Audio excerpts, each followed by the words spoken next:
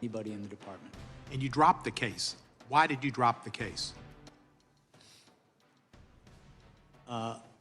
The cases against Donald Trump were dismissed pursuant to department policy. Department policy, the Office of Legal Counsel said if somebody's president, you can't bring a charge against them or they can't be held liable. Is that correct? That's correct. There had not been a case of this nature ever where someone was elected president with charges pending, and so that was slightly different. So we consulted with with the Office of Legal Counsel, and they determined pursuant to policy that the cases needed to be dismissed. And you weren't pleased with that, but you had to follow the law, and that's what you did. We followed policy throughout my investigation. My job was not to... Good morning, everybody. Welcome to the show. We are just a scooch behind a live feed from the Oversight Committee and Special Counsel Jack Smith talking about the cases against the president. So let's take a peek in there. Thank you for your service. Welcome, everybody. Come in, I think come you're in. a great Welcome. American, and you came out of this as being somebody who people can respect and look up to in a fashion that we should be instilling people's desire to go into justice, to go into law, and to go into government. And you're an example of the type of person they should follow. I yield back the balance. Good morning, everyone. Good morning. Wisconsin is recognized. Mr. Smith, there's something that's really bothering me since your deposition. It's how and why you got the position of special counsel and your personal relationship with Marshall Miller. Let's go back to 1999 when you were working for the United States Attorney's Office for the Eastern District of New York. Good morning, everybody. Come in, hit that like button. Live with the Oversight Committee. We're just a scooch behind it. Is that when you first met Marshall Miller? But there is a lot to unpack here this morning. So after ED New York, did the two of you ever work together again prior to becoming special counsel? According to the public bios for you and Mr. Miller, you overlapped at DOJ from 2014-15 when you were chief of DOJ's Public Integrity Section and Mr. Miller was chief of staff for DOJ's Criminal Division. Is that accurate? I believe that is accurate, yes. Okay, so were the two of you social outside of work? I would say intermittently, yes. Okay, but after 20 years of knowing each other, it's safe to say you were friends, correct? Yes. Okay, so let's fast forward to 2022. Mr. Miller is appointed Principal Associate Deputy Attorney General at DOJ, the number 3 at DOJ. You call your friend to congratulate him, and according to the deposition transcript, you say you'd be interested in a position at DOJ. Is that correct? Yes. What I recall is that I expressed an interest if the right position came up, I would be interested in considering. But at that point, there's no discussion about special counsel. Is that correct? This is some time ago, and so I don't have a specific recollection of all these conversations. So you were first approached about special counsel and that role before the 22 midterm elections. And according to the deposition transcript in October of 2022, you fly to D.C., meet with the AG and the Deputy Attorney General. Is that correct? Yes, I flew to D.C., I believe it was in October, and I met the Deputy Attorney General, and also I met the Attorney General. So in multiple conversations with your friend Marshall Miller, he never once tipped you off that the Attorney General or Deputy Attorney General have you on the short list for special counsel? That never came up? Again, this was some time ago, but my recollection is I came to Washington. Shut up, met Strayer. with those How about individuals that? as How well about a as the whole human bag of rights shut up section. and just watch? Marshall Miller is the person who set that up. So he was at the meetings. Was he at Welcome, the meetings? So just to tie all this together, you've known Mr. Miller since you were both AUSA in New York. You stayed in touch over a 20-year career in federal government. He gets a job with the Biden administration, and just a few short months later, you're offered the role of special counsel. I'm having a hard time believing that this is some big coincidence and that there wasn't a back and forth on the special counsel. So maybe you never received directives explicitly from the AG or the Deputy Attorney General, but was Marshall Miller, did he become a two-way conduit throughout the investigation with DOJ? No, and I would not take direction from a political person, a political figure, about how I should conduct an investigation. But you never spoke to him throughout the entire time you were conducting the investigation? Everybody hit that like button for me. Thank you so much. No, I didn't say Welcome, that. What I welcome. said Come in, was come in. Okay. That he was, I think you asked if he was a conduit of information. He was present, to my recollection, at meetings, briefings that I had with the Attorney General and Deputy Attorney General during my time as special counsel. I mean, I don't want to assume anything, but Mr. Miller wanted you in that position, not because you're necessarily Just the best kicking lawyer it off he ever here. met, but because of the long-term friendship that you have with him. What I can tell you is I have been a prosecutor for 30 years. I have been an apolitical public servant for 30 years. I've prosecuted cases against Democrats and Republicans, all the same. I've had, in my view, the experience necessary for this position, and that's why I accepted it. So he knew that you would pursue, I mean, he had to have an idea that you would pursue exactly what the Biden administration wanted, which was criminal charges against President Trump. I think that anybody who knows me well knows the idea that I would take direction from a political figure about how an investigation should come out. I don't think anybody who knows me thinks that's true. Well, Chairman Jordan, I think the next deposition should be with Marshall Miller at this point. I yield back. Gentleman yields back. The gentleman from Georgia is recognized. And while we are deposing Marshall Miller, maybe we can depose Donald Trump about this why guy he chose his personal lawyer to be the head of the DOJ. On January 6, 2026, the 5th anniversary of the insurrection, the White House launched a taxpayer-funded website that attempts to rewrite history about what happened on that day of infamy. On January 6, 2021, there was an Hit that like button, insurrection guys. Good at morning. the United States Capitol Welcome. that resulted in a police officer dying the next day, another 4 officers dying by suicide in the months thereafter, with at least 140 police officers being injured by the insurrectionists, with 15 of them requiring hospitalization. And I'm proud that we have 4 former officers That's as this well guy? as on-duty That's this Capitol guy, Hill Ivor? police officers Oh, okay. here today. Mr. Smith, I want to ask you about this website because the Trump administration is using taxpayer dollars to lie to the American people about the events leading up to and the events taking place on January 6, 2021. Yeah, no doubt. For example, this Trump propaganda site Here we claims that go. the 2020 election was, quote, stolen. Mr. Smith, did your investigation uncover evidence sufficient to prove beyond a reasonable doubt that Donald Trump knew that his claim that the You election could double was tap the stolen screen was false? as well. Yes, it did. And did your investigation uncover evidence sufficient to prove beyond a reasonable doubt that Donald Trump publicly claimed that the 2020 election was stolen from him while he privately acknowledged that he had lost the election? Yes, we cited instances of that during in our case.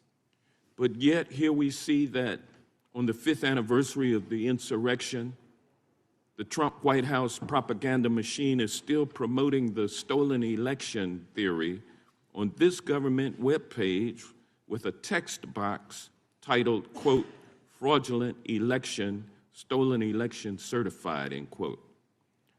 The site also has a subsection reading in part, quote, FBI entrapment operation exposed. They got the Mr. ring card girl. Smith, did your investigation tipper. develop any evidence to support the allegation that the FBI entrapped insurrectionists into committing crimes on January 6th? Hit that like button for me, guys. Good morning. Welcome. Our investigation revealed Come that on in. Donald Trump is Jump in the person who chat. caused January 6th, that it was foreseeable to him, and that he sought to exploit the violence.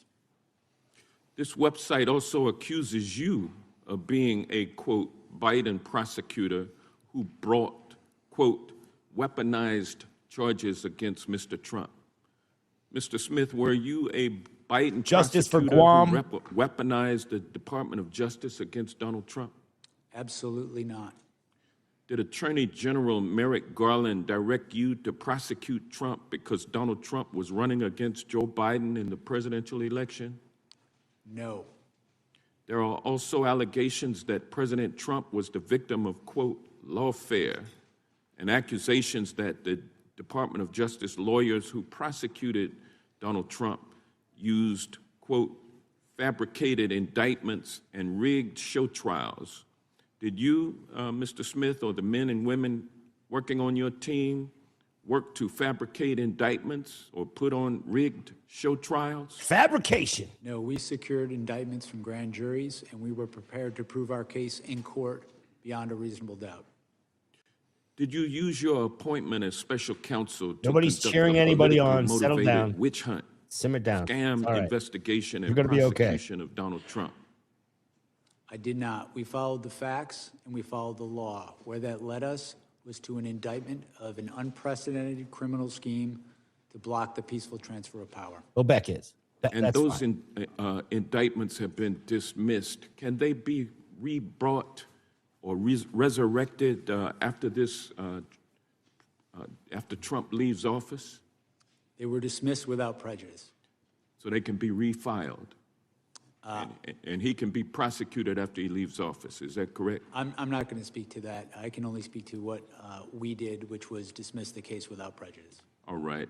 The website put out by the Trump White House on the anniversary of January 6th is nothing more than a pack of lies. It proves that Donald Trump is hell-bent on misusing taxpayer dollars in a feeble attempt to rewrite his criminal history and the history of what happened on January 6, 2021.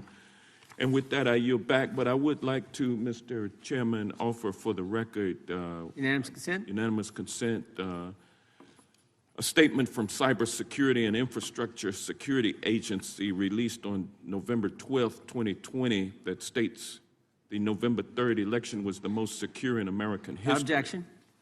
And also testimony from, I would like to request unanimous consent to enter into the record the September 24th, 2020 testimony of Trump's former FBI Director, Chris Wray, who told Senate Homeland Security, the Homeland Security Committee of the Senate, that the FBI had, quote, not seen or historically had any kind of coordinated national voter fraud effort in a major election. Without objection. And last but not least, Mr. Chairman, I'd like to ask unanimous consent to enter into the record this article titled The word is unanimous, not unanimous, but whatever. He thought Guam could sink.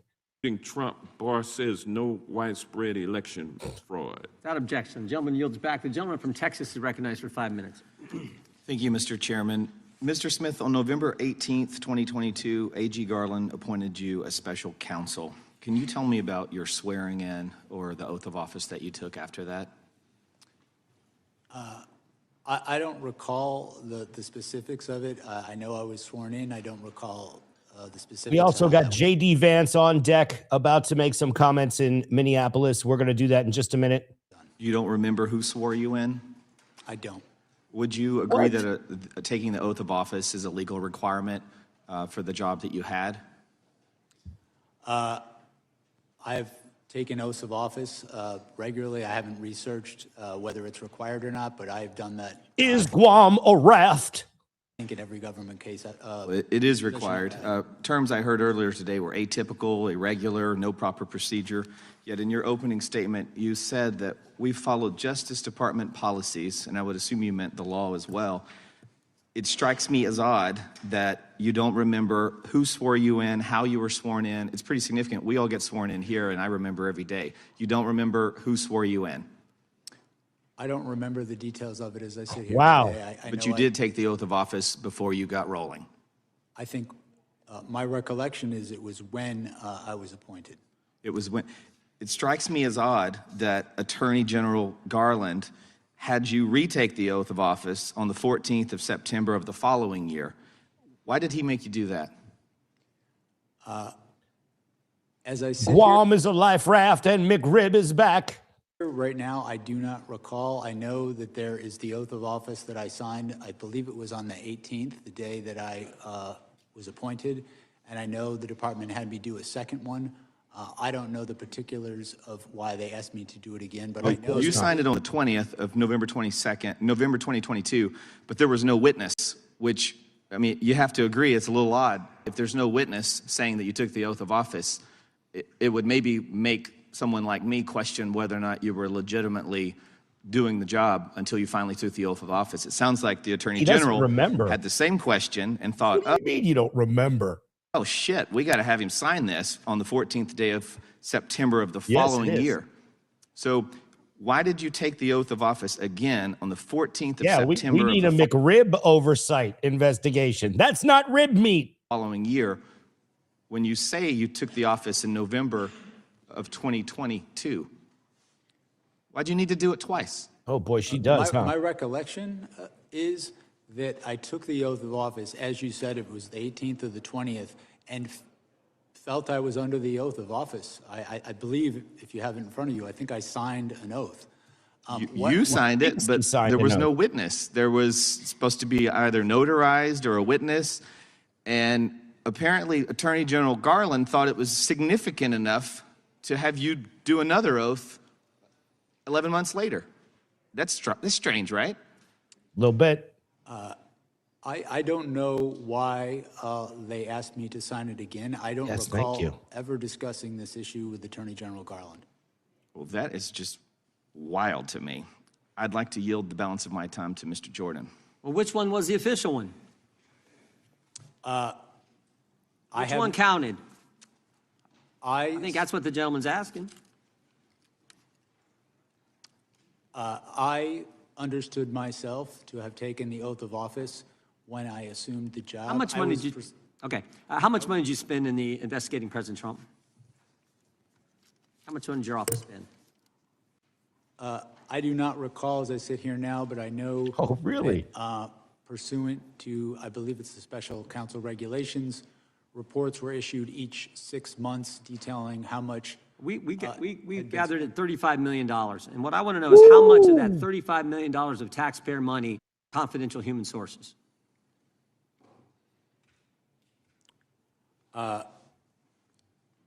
We know you gave $20,000 to someone. It just got reported last week. How much more money did you pay confidential people we don't know about, with American tax money going after the guy we elected president? Wow.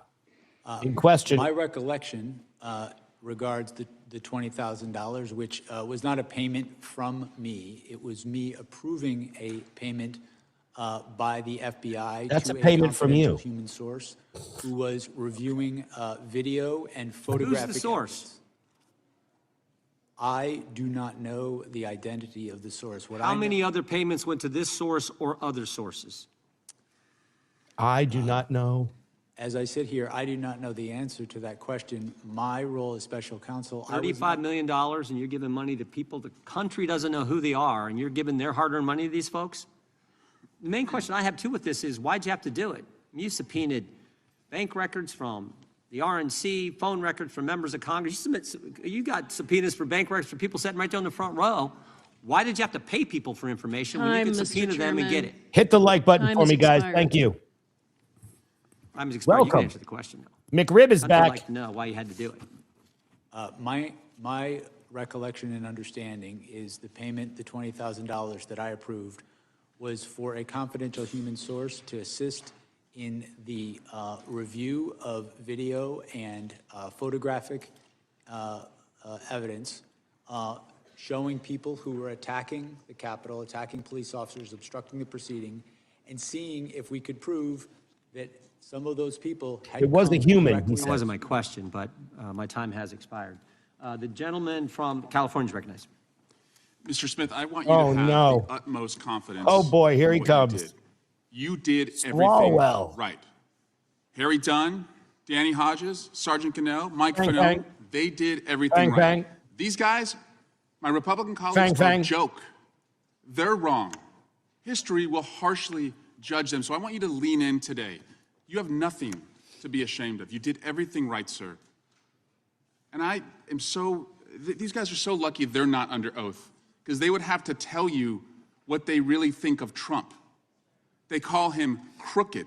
They call him cruel. They call him a scumbag. I've heard you all say it. You're lucky you're not under Trump, but when the lights go on and the cameras are on, you're tiny, you're small, you shrink. Everyone remembers Matt Gaetz coming over here after a committee hearing. He would laugh at how stupid he thought Trump was. This is all a show. And Mr. Smith, you're just the latest act that they've brought in. But they can't erase what happened on January 6th because we saw it with our own eyes. Mr. Smith, after the mainstream media called the race for Biden about a week after the election, did Donald Trump concede the election? He did not. The next month, the Electoral College met in every state and voted Biden as the winner. Did Donald Trump concede then? He did not. Shortly after that, the last court case that Donald Trump brought was thrown out. Did he concede then? No. Is it your judgment then that only Donald Trump could have convened the mob in the size that it was assembled on January 6th? Fang, fang. Our assessment of the evidence is that he is the person most responsible for that. He is the person most responsible for what happened on January 6th. He caused what happened. It was foreseeable to him. And then when it happened, he tried to exploit it in furtherance of the conspiracy. Well, he And looks you actually like a deer in obtained headlights. This indictments guy. from a grand jury, right? You went to a grand jury and did something that the Trump administration has not been able to do as they go after their enemies. Their cases are being thrown out. You obtained criminal indictments against the president. Is that right? That's correct. Mr. Smith, do you know who Edward Loya is? I'm sorry? Edward Loya, L-O-Y-A? No, you don't know him. I believe Mr. Loya worked at the public integrity section when I was there. Did you know that he said of you, when it comes to investigating allegations of sophisticated federal criminal matters, Jack Smith is the gold standard? Do you know who Mr. James McGovern is? Yes, he was a prosecutor I worked with in New York. Did you know that he said of you, I have no idea what Mr. Smith's political beliefs are because he's completely apolitical? Fang, fang. So are you a registered independent? I have no partisan loyalties. I don't know if I'm registered as independent or not registered at all. Are you glad you accepted Attorney General Garland's request to be a special prosecutor, even though you've been dragged over political barbed wire and your family has been subjected to death threats? I don't regret it. Do you remember where you were on September 11th? I do. What did you think of that day? I was in Brooklyn when that happened. I was at the command center that night. I worked on that investigation. I remember pretty clearly. Do you remember where you were on January 6th? On January 6th, I was living in Europe working for the State Department seconded to a war. Like and subscribe, guys. What Like did you and think as you watched on subscribe. television what happened at the Capitol that day? No regrets. To be honest with you, I don't recall if I saw it that day or a later day because of the time period. What did you think when you saw it? I was shocked. I was shocked by it. I obviously, being in Europe and not following things as closely, I was not, frankly, up to speed on the events leading up to it. What shocked you about it? I just never seen anything like that happen in our country. Mr. Smith, I don't know if I'll ever have the honor to talk to you again. If I don't, please know that I and my colleagues on the Democratic side, and even my Republican colleagues when they speak privately, have nothing but respect and appreciation for what you tried to do and how you did it. You, unlike many here, are a man of honor. And I yield back. Even though you can't remember the answers. Gentleman yields back. The gentleman from Alabama is recognized. Thank you, Mr. Chairman. Ms. Smith, you appear before this committee today not as a neutral observer of the law, but at one point you were one of the most powerful prosecutors in the federal system, armed with enormous discretion, Hit that like minimal button, double oversight, tap. and a That's mandate right. that goes to the very Double heart boop, of our boop, constitutional boop. order. You brought charges during an active election cycle. You relied on legal theories that had never before been tested in context. And you did so while disregarding long-standing Department of Justice policies designed to prevent prosecutors from influencing elections. Thank you so much. Mr. Smith, you claimed in your investigation you developed proof beyond a reasonable doubt that President Trump engaged in criminal scheme to overturn the results in the 2020 election and to prevent lawful transfer of power. However, a few weeks ago in Georgia, Fulton County election board officials stated that 315,000 ballots were certified without required signatures on the tabulator tapes for poll workers. These signatures were required by the Georgia statute. If not counted, this could have turned the state of Georgia red, and I won't doubt there were similar schemes in many other states. Okay, and You were illegally appointed to serve as special counsel since you were not confirmed by the advance and consent Senate and stated stated in the Appointments Clause. Dipshit. You also issued an indictment against then President Biden's most formidable political opponent. The candidate was President Trump, and you issued a gag order for President Trump during a 2024 election cycle. This was a major violation of President Trump's First Amendment rights and a poor attempt to outright censor the leading political candidate. These actions were nothing short of election interference. 9 senators, including Senator Tuberville from my state of Alabama, everybody's opinions to be in here. I don't care if you're left, right, blue, red. It doesn't make any difference to me. Let your voice be heard. and multiple Republican members of the House of Representatives had their phones subpoenaed or their records subpoenaed. Some you seized their phones. Or we could call you a whambulance. Even then, Speaker of the House Kevin McCarthy, welcome one of the everybody. highest-ranking Welcome. Republicans in the country, had his phone records subpoenaed, all for political gain. These subpoenas clearly violated the speech and debate clause. As John Keller of the DOJ's Public Integrity section addressed this issue in an email dated May 17th of 2023, D.C. Circuit President stated that the speech and debate clause, and the bar is this, are compelled. Thank you. Bar on compelled disclosure is absolute. They're very fluffy. These instances are not only the tip of the iceberg about you and your team's flagrant disregard of the Constitution. Mr. Smith, your actions have changed and damaged confidence in our justice system. Today, this committee will determine whether that damage is a result of reckless judgment, political bias, or deliberate. In fact, let's check the temperature. Put a 1 in the chat if you are pro-Trump.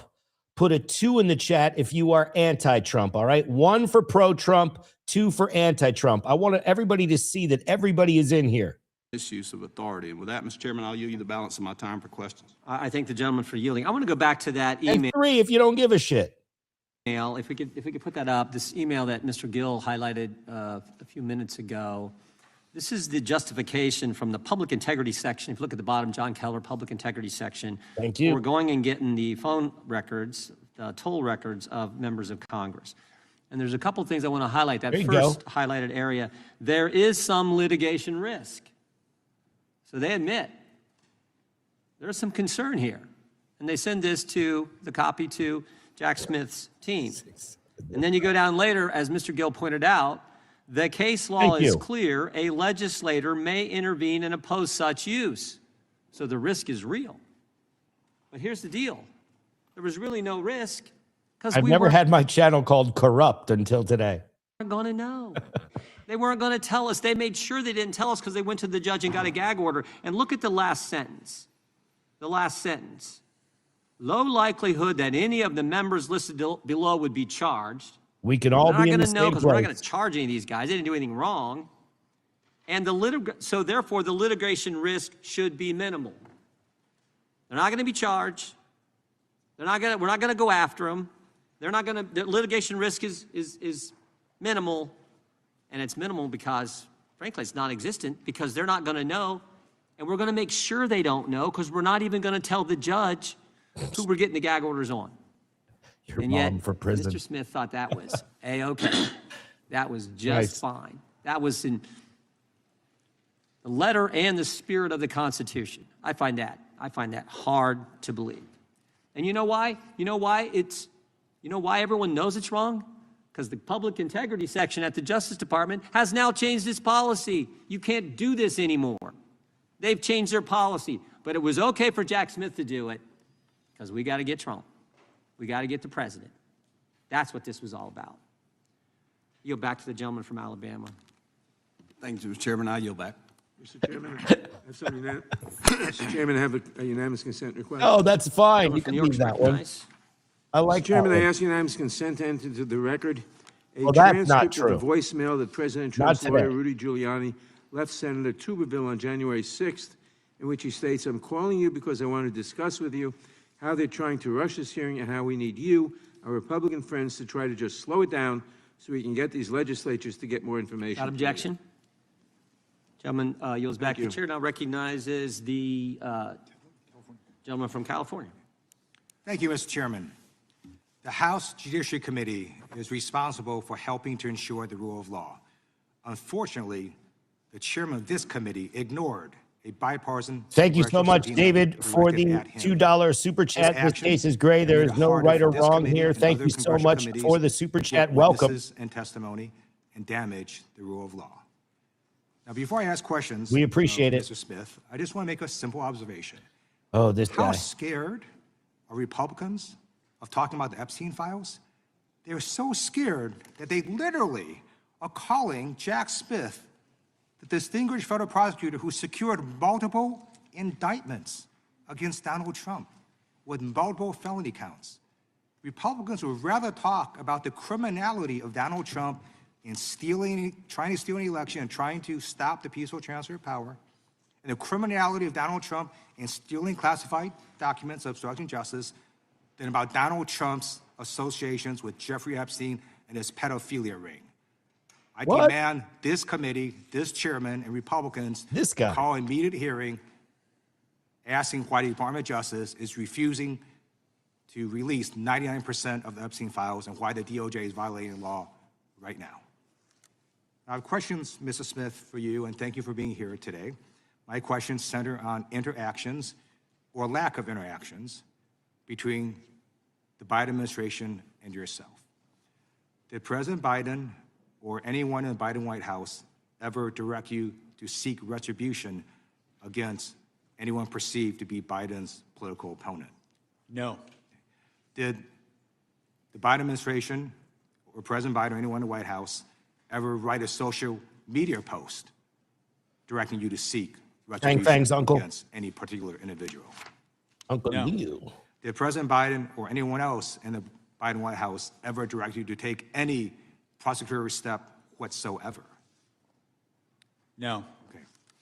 Donald Trump made it clear he wanted to seek retribution against New York Attorney General Tish James.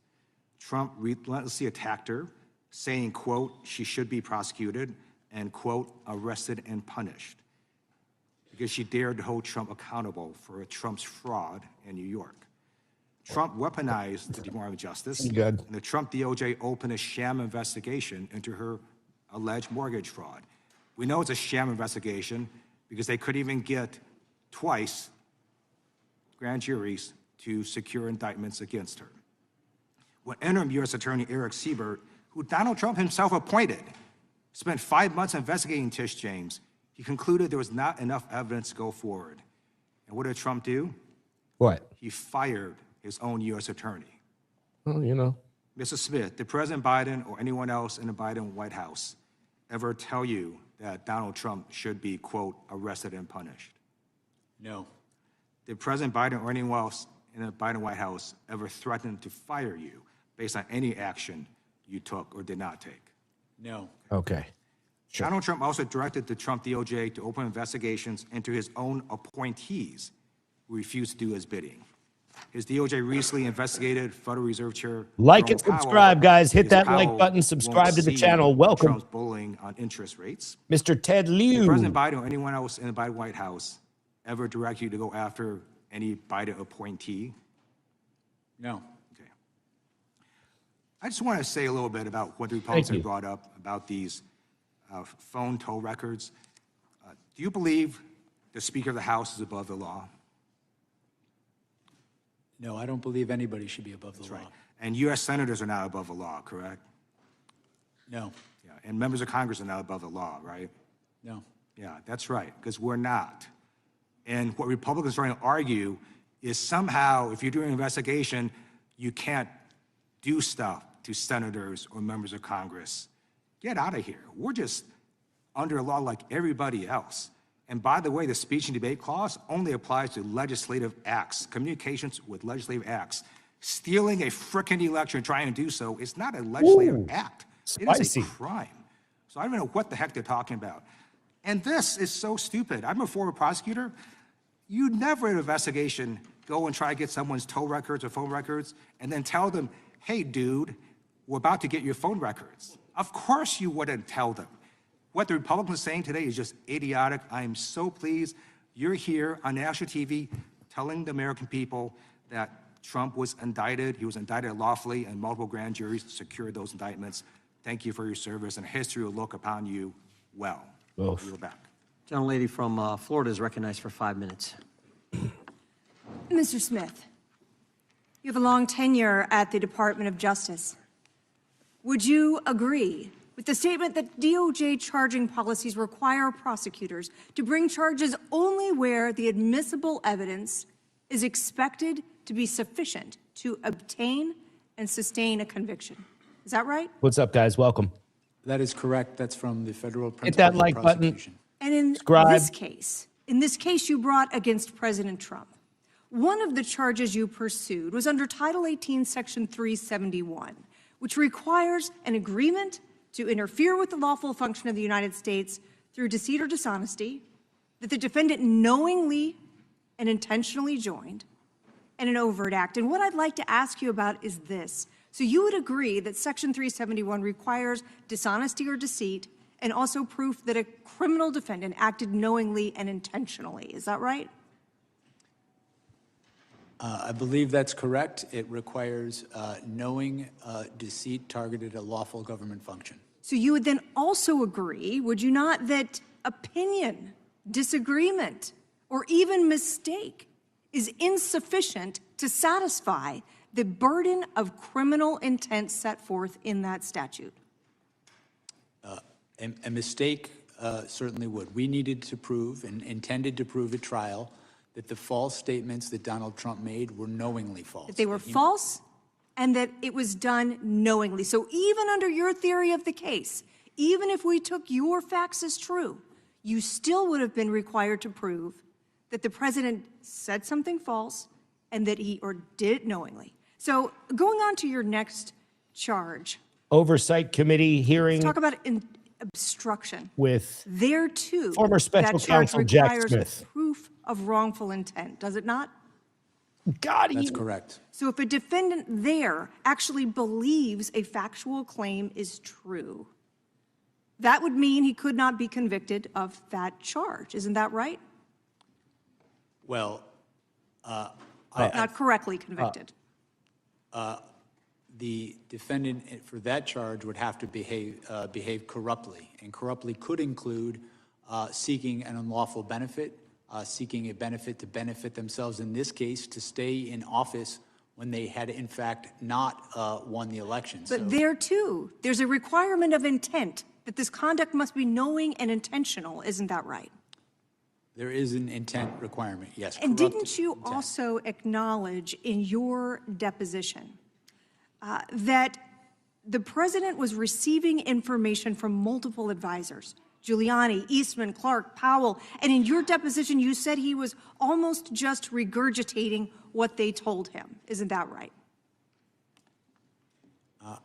I don't believe I said he was regurgitating what they told him. I think what I said is that he was making knowingly false claims, that he was believing anything that would keep him in office, and he was rejecting anything. You would agree that those people, or some people, were giving the president conflicting advice at that time. Would you not?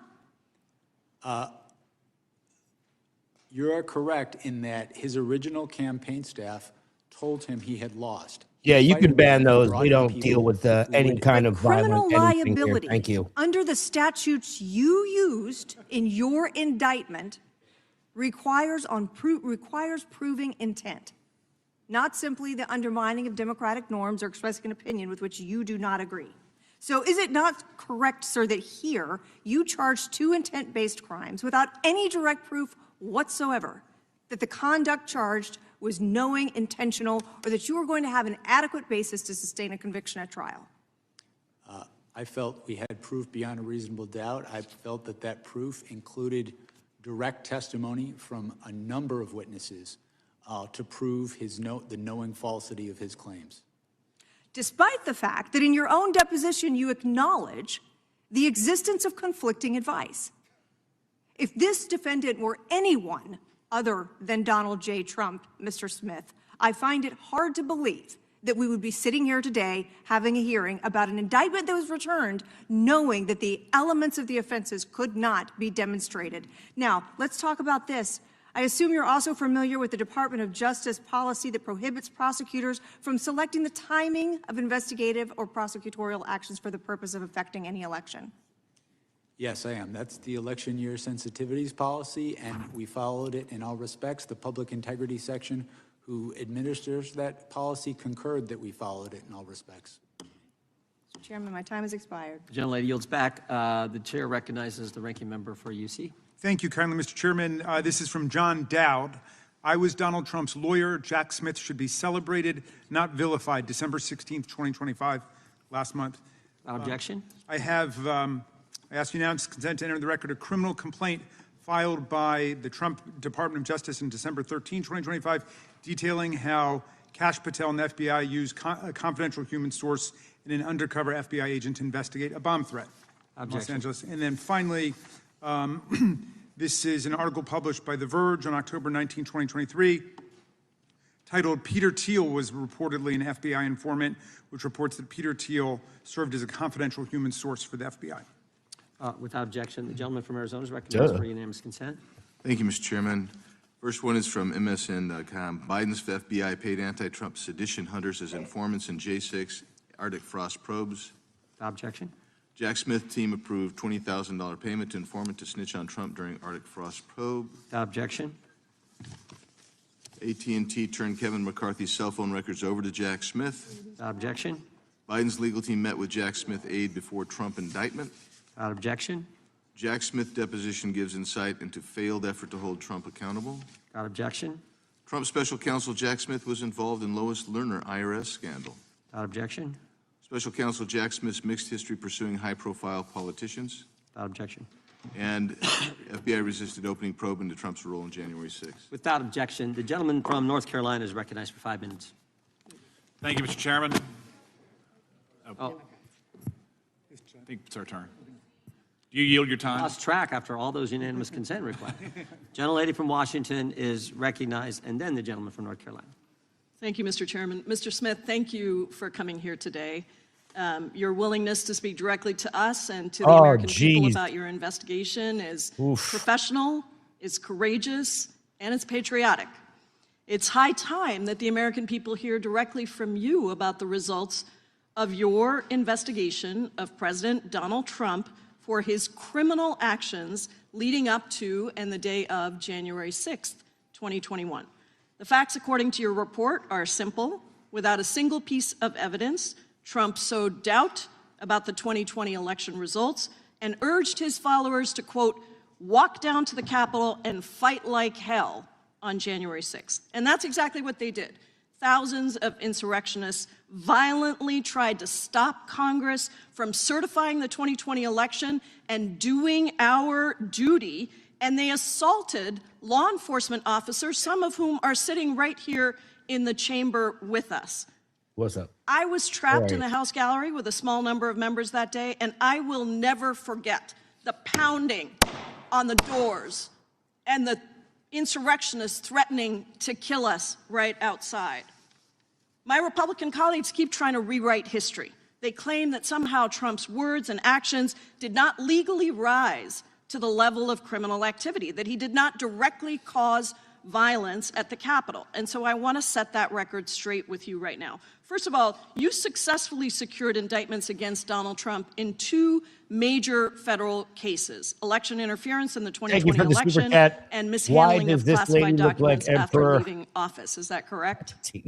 Yes. Thank you. And you've been a federal prosecutor for nearly 30 years. You led this investigation, combing through hundreds of thousands of documents, photos, videos, and communication. Did your investigation find that Donald Trump attempted to manufacture fraudulent slates of presidential electors in 7 states that he lost? Yes.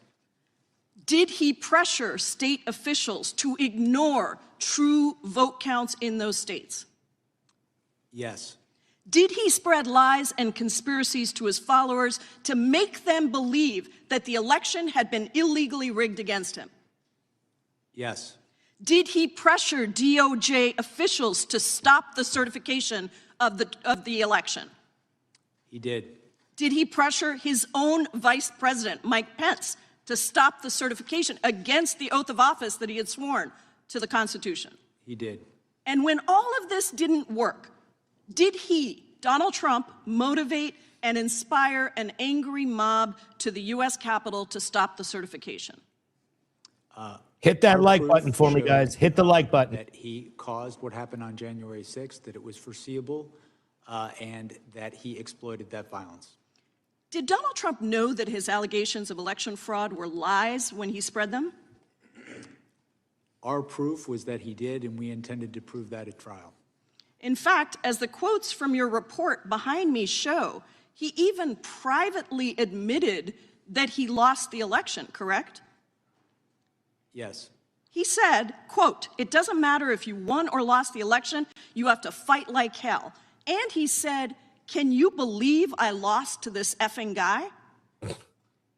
During your closed-door deposition last month, you and I had an exchange about the impact on our democracy, the toll on our democracy, for not holding a president accountable for trying to steal an election. Do you remember that exchange? I do.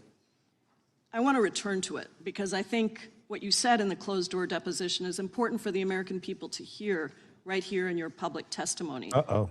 How would you describe the toll on our democracy if we do not hold a president accountable for attempting to steal an election? My belief is that if we do not hold the most powerful people in our society to the same standards of the rule of law, it can be catastrophic because if they don't have to follow the law, it's very easy to understand why people would think they don't have to follow the law as well. And so I think the law should be applied equally to everyone. And what do you think the toll is for future elections and future presidents who try to steal an election? I think if we don't hold people to account when they commit crimes, it sends a message that those crimes are okay, that our society accepts that. I believe that if we don't call people to account when they commit crimes in this context, it can endanger our election process, it can endanger election workers, and ultimately our democracy. Let's get this to 200 likes, guys. Let's get it going. 1,100 in the building. And the Court of Appeals in Washington, Hit that like D.C. said button. this. It was an attack on the structure Mr. of our Smith. democracy. And we could experience much worse results down the road if this happens again. I thank you for your work, for your courage, and for your patriotism, and I yield back. Gentleman yields back. Gentleman from North Carolina, North Carolina is recognized. Mr. Smith, just briefly, if there was no mob on January 6th that attacked the Capitol, we would not be here today, would we?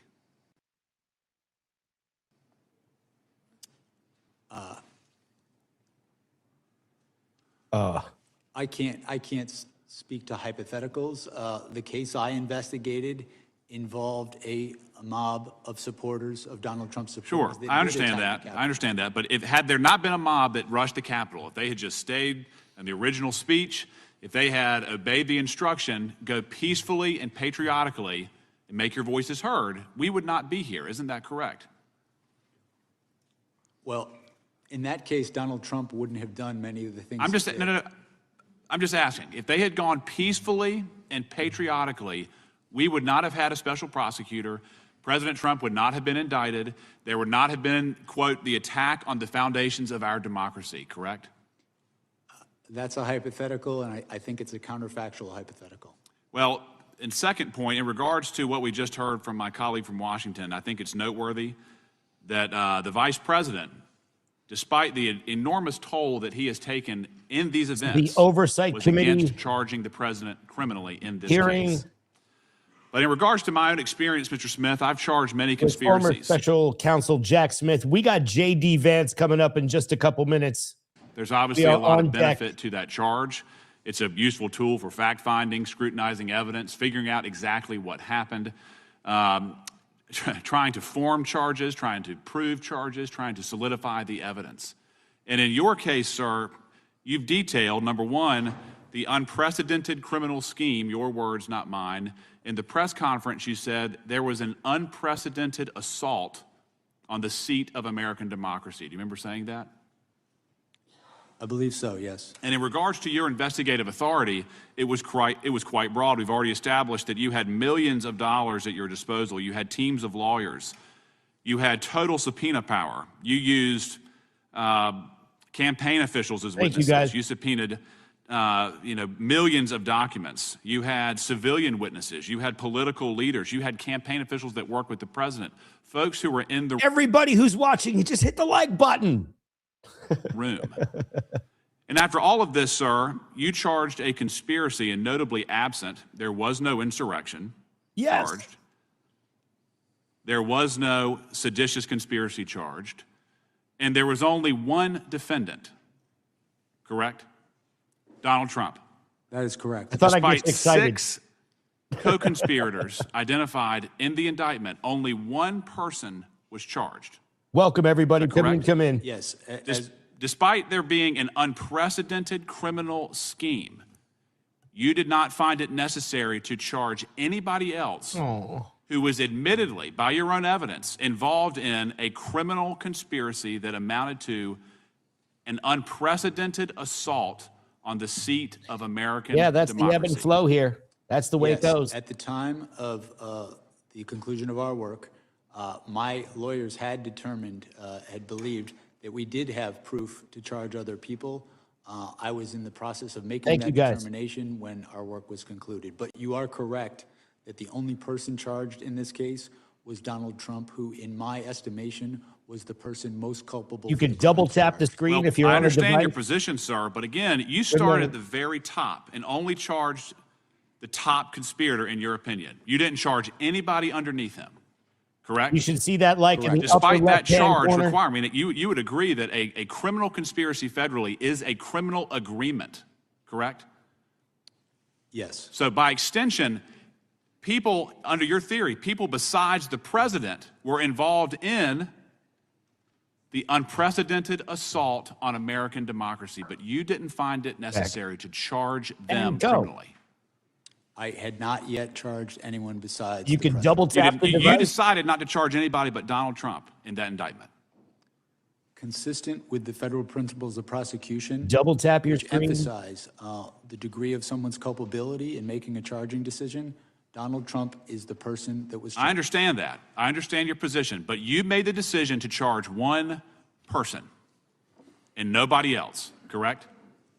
I made the decision to make the charges in this case. In regards to the way that the case handled from there, sir, I just want to get this on the record. In regards to your press conference, politics played no role, correct? That is correct. The charges you brought, politics played no role, correct? Correct. The expedited trial date played no role. Politics played no role, correct? Politics always plays a role. I followed the facts and the law, department policy. The speedy trial request, there was no role in politics, correct? That's correct. Supreme Court precedent emphasizes that. And even your brief that the court found atypical, politics played no role. Mr. Chairman, the time's expired. The time of the gentleman has expired. The gentlelady from Pennsylvania. Thank you, Mr. Chairman. Thank you, Mr. Smith, for being here today. I believe it's important for the American people to finally hear from you directly about your investigations that you and your office conducted with integrity. It's following the really facts crazy and the what law you see when you start to see what these people actually say in these hearings. without fear or favor, as is department policy. And as people do hear from you, I think they're going to better understand why the White House and congressional Republicans are trying to rewrite history and seeking to discredit you in your investigation so that they can help the president avoid accountability for his crimes against the American people. So I'd like to move on from some of these baseless conspiracy theories we've been hearing and focus on your actual work as special counsel. In Volume 1 of your report, you concluded that when it became clear that Mr. Trump had lost the election and that lawful means of challenging the election results had failed, he resorted to a series of criminal efforts to retain power. Chief among those criminal efforts was Mr. Trump's dissemination of demonstrably and often obviously false claims of election fraud in key states, claims that Donald Trump himself knew weren't true. In order to pressure officials to ignore vote tallies and submit fraudulent certificates of fake electors to Congress, he repeated these false claims and ultimately used them to direct an angry mob to attack the Capitol. So I represent southeastern Pennsylvania, which was one of the states targeted by Mr. Trump's criminal efforts. So being mindful of the clock, I wanted to try to explore 3 topics. First, the evidence that Trump made false claims of election fraud in Pennsylvania, knowing they were false. Second, the evidence concerning the submission of fake elector certificates from Pennsylvania to Congress. And third, why the evidence and witnesses concerning Trump's efforts in Pennsylvania were so compelling. So first up, in your report and deposition, you detailed the overwhelming evidence that Trump had lost Pennsylvania, and he knew it. Despite this, he and his co-conspirators continued to make false statements about that result to advance their criminal plan. Can you describe the evidence that these were false claims and they knew they were false, including statements by election officials, court cases, and conversations between Trump and his Republican allies in the state?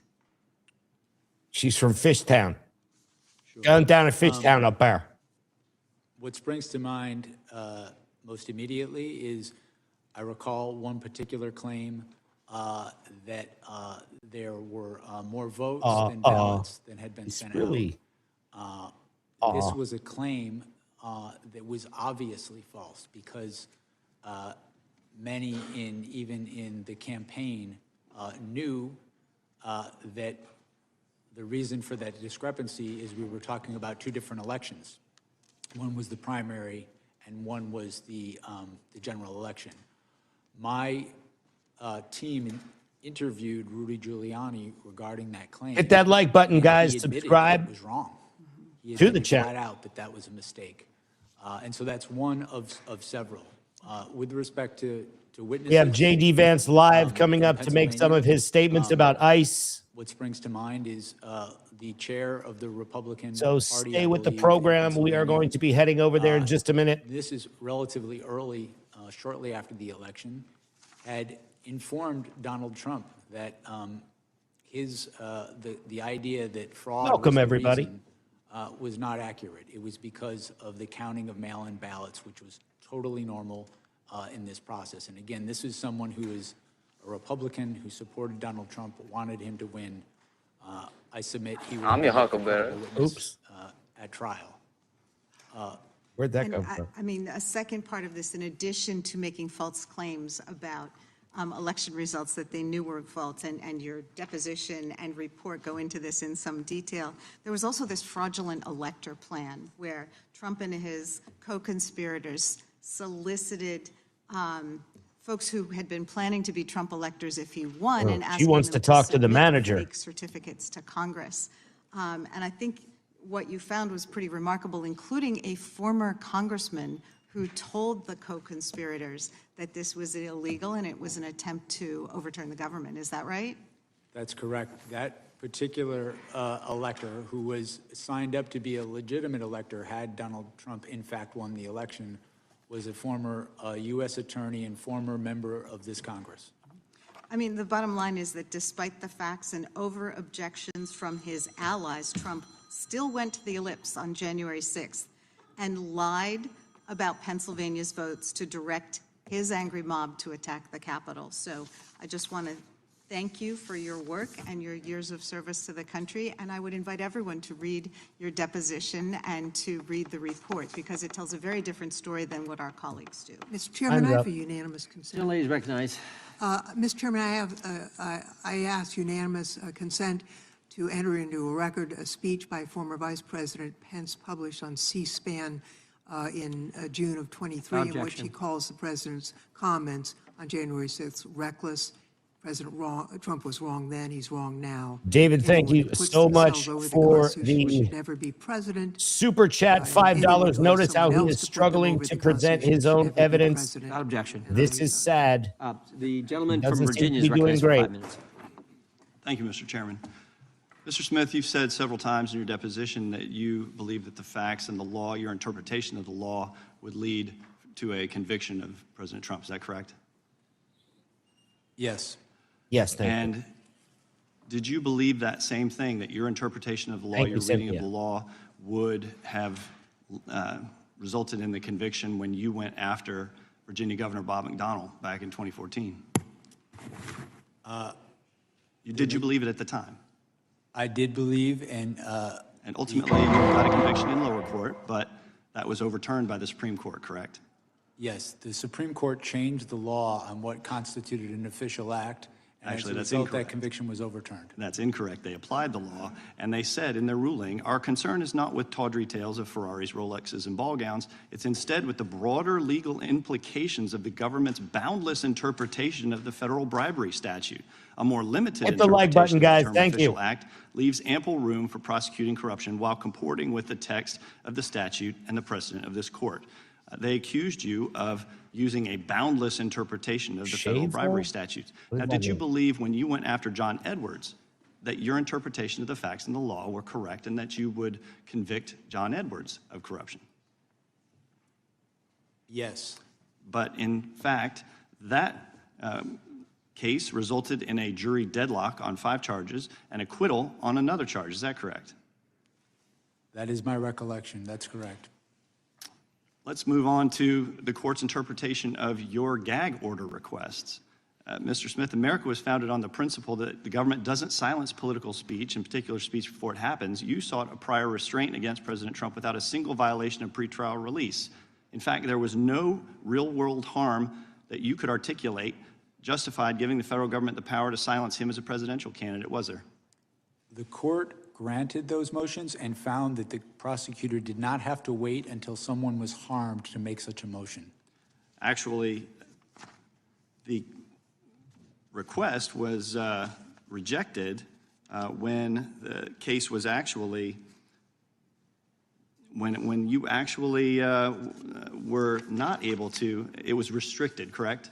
Maybe. The gag order was restricted, correct? Well, we filed for an order in the district court. The district court granted an order. President Trump appealed that order. The Court of Appeals absolutely agreed that there was We're a almost at basis, 300 and likes that for the this video. threats Go ahead and hit that like button for me, guys. Thank you. to witnesses that came from the targeting by Donald Trump were real, and that we had a duty to protect them. You are correct in that the Court of Appeals narrowed the order, so the order covered witnesses, court staff, the judge, and my staff. The difference was that it didn't cover me anymore, which I was fine with. Did you have any evidence that President Trump's statements about the cases against him intimidated witnesses or prevented them from coming forward? I had evidence that he said, if you come after me, I'm coming after you. He suggested a witness should be put to death. The courts found that those sort of statements not only deter witnesses who've come forward, they deter witnesses who've yet to come forward. But you weren't able to identify a single witness who didn't come forward because they were intimidated by President Trump. We had extremely thorough evidence that his statements were having an effect on the proceedings that is not permitted in any court of law in the United States. Don't you think it's a pretty low bar to clear if you're trying to silence a candidate for president? I mean, if you can't identify a single witness who's intimidated, that maybe you should reconsider the gag order? Both courts upheld the orders, and it is not incumbent on a prosecutor to wait until someone gets killed before they move for an order to protect the proceedings. Did anyone on your team raise concerns that this expansive gag order you were seeking would infringe on President Trump's First Amendment rights? My recollection is that we, of course, discussed First Amendment issues regarding this application. Over because 120,000 I views and my on this staff live stream so far. respect Thank the you First very much, Amendment, guys. But the First Amendment does not allow one to make statements that interfere with the administration of justice in a judicial proceeding. My interpretation was supported and agreed upon by the district court and the Court of Appeals in terms of the phenomena of the statements being made, targeting individuals, causing threats to happen to them. I would also add, sir, that in the days after Donald Trump made some of these statements, the district court, in this case, received vile threats to the district court's life. In that environment, I felt a duty as a prosecutor to make that motion, and I make no apologies. And the court stayed that motion on August 3rd, 2024. I yield back. Gentleman yields back. I should have mentioned this a little bit earlier. Mr. Smith, if ever you need a break, if you need a restroom break, you or your counsel can just let us know. I think it's now the gentleman from Colorado gets 5 minutes. Mr. Smith. Can they? Yeah. Can we take a short break? 5-10 minute recess, then we'll be right back at it. All right, they are going to take a recess, but guess what? We are going to forward it because this is the, see, you got to think ahead. It recognizes that Donald Trump's statements about the judge and his case have led to threats against the judge, where callers labeled the judge and clerk, quote, Nazis, dirty Jews, and child molesters, and represent, quote, Mr. Trump's documented pattern of speech and its demonstrated real-time, real-world consequences pose a significant and imminent threat to the functioning of the criminal trial process in this case. Without objection. A lot. And the gentleman from Colorado is recognized for 5 minutes. Thank you. Mr. Smith, thank you for being here. Thank you for your service to our country. My colleague from Virginia, a Republican colleague who was questioning you right before the break, do you know what he said in the days after January 6th? Let me share this with you. This is a quote of his from a press release on January 8th. Congress stands united in our rejection of the violence that occurred this week, and I'll continue to urge the swift prosecution of those involved to the fullest extent of the law. Mr. Smith, this is theater. Republicans are trying to rewrite history. That's what this is. Many of them were with us in the House chamber on January 6th. I remember it well. The chairman was there, as was I. There's been a lot of discussion about witnesses today. Perhaps the chairman could muster the courage to call the 4 witnesses who I see, the American public may not see, I see standing behind you, Mr. Smith, the 4 police officers who risked everything, life and limb, to do what? To protect the Republican members on the dais. It's an outrage that they now sit here and have the audacity to try to rewrite history in front of the very officers who sacrificed everything to protect them. Mr. Smith, you're, of course, aware that President Trump was impeached for his conduct connected to January 6th, right? Correct. Do you know how many members of Congress voted to impeach him? I don't recall. 232. Do you know how many Republican members of Congress voted to impeach him? I don't recall. 10 All right, guys, Republican we are going to pause this. We're going to go right over to J.D. Vance. He is live in Minnesota. I want to thank the law enforcement officers behind me for being here. I'll answer a few questions, but I want to say This is just a few things absolutely at the live. outset, Hit the just like about button. what I've learned today and what I'm trying to do here. You know, first of all, I want to give a shout out to the Annunciation school shooting families, because, you know, the last time I was in Minneapolis, it was, of course, to meet with some of those families. I understand that a couple of the students have made We'll get back to that hearing in a recoveries, minute. and just that was a very special moment for me to be invited into that community at a time of grief, and I hope that all of them know that though I didn't get to see them this particular time, I've been thinking about them and their families quite a bit.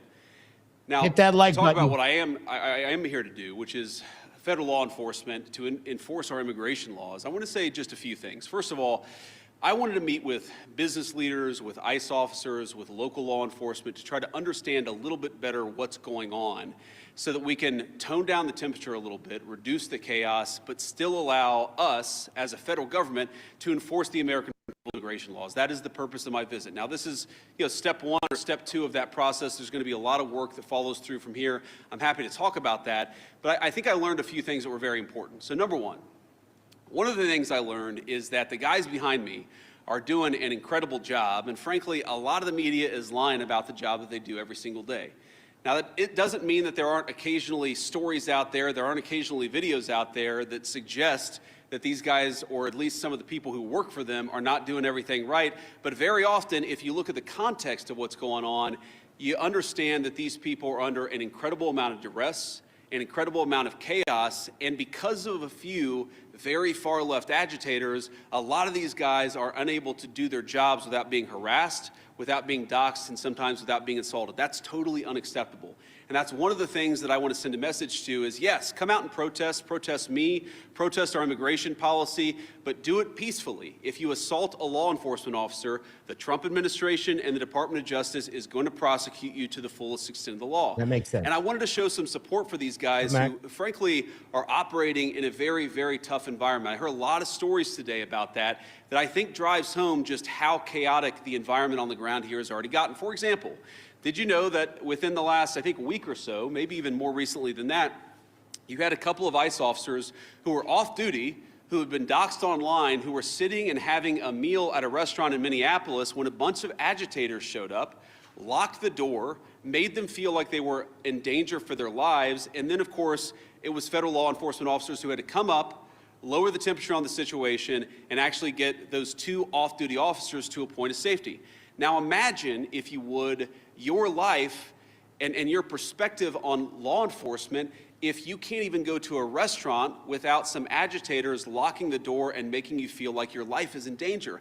That is the environment that has been created, I think, by a lot of very, frankly, far-left people, but also by some of the state and local law enforcement officials who could do a much better job in cooperating and working. And by the way, I'm not talking about the cops, who these guys told me on the ground, the cops are very sympathetic to what they're dealing with. I'm talking about the state and local elected law enforcement officials who could do a lot better job in making their lives a little bit easier. And in the process, they would make the lives of all Minneapolis residents easier, and that's what we want. We want to be able to enforce the immigration laws on the one hand, while on the other hand, we want to make sure that people in Minneapolis are able to go about their day. And I want to say just one last point on this.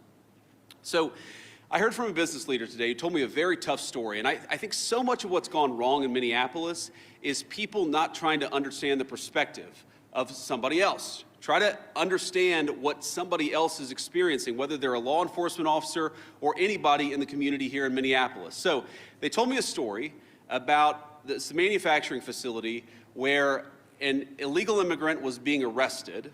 And as these employees are going into the manufacturing facility, all of a sudden, an illegal immigrant shows up. They don't know it's an illegal immigrant. And then a bunch of ICE officers descend.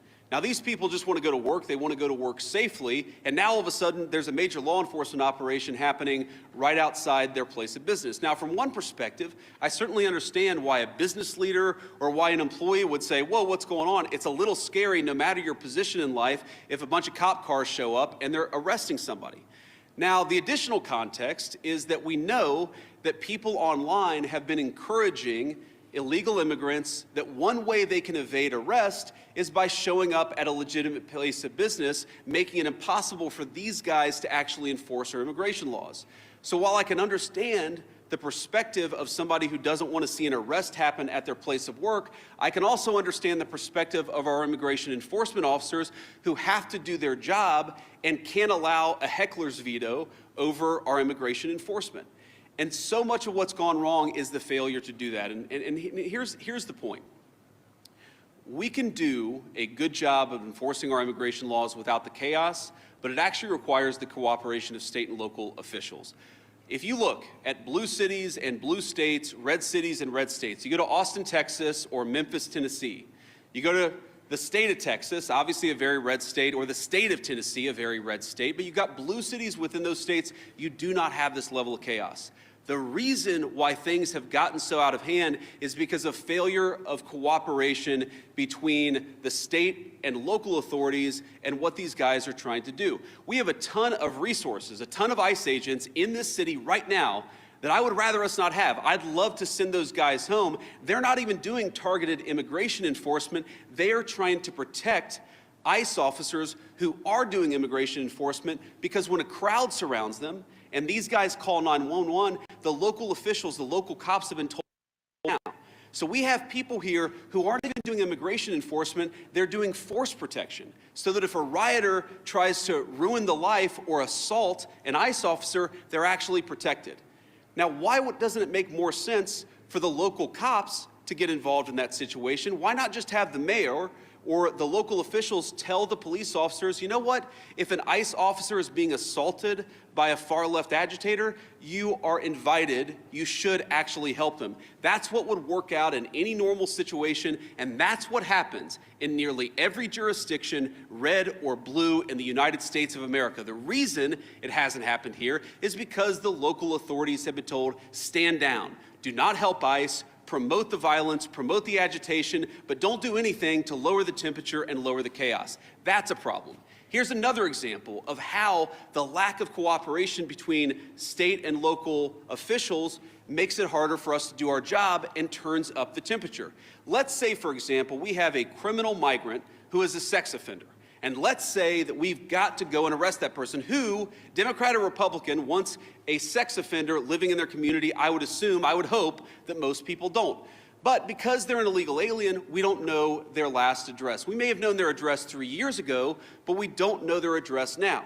What we'd like to do is talk to local officials and say, you know what, according to the Medicaid rules, where was the last person or where was the last address this person was domiciled? Or according to a SNAP application, a food stamps application, maybe that could give us insight to where this person is today. Or maybe they had some local court trouble. We could go to the courthouse or even the local jail and try to find where this criminal sex offender is today.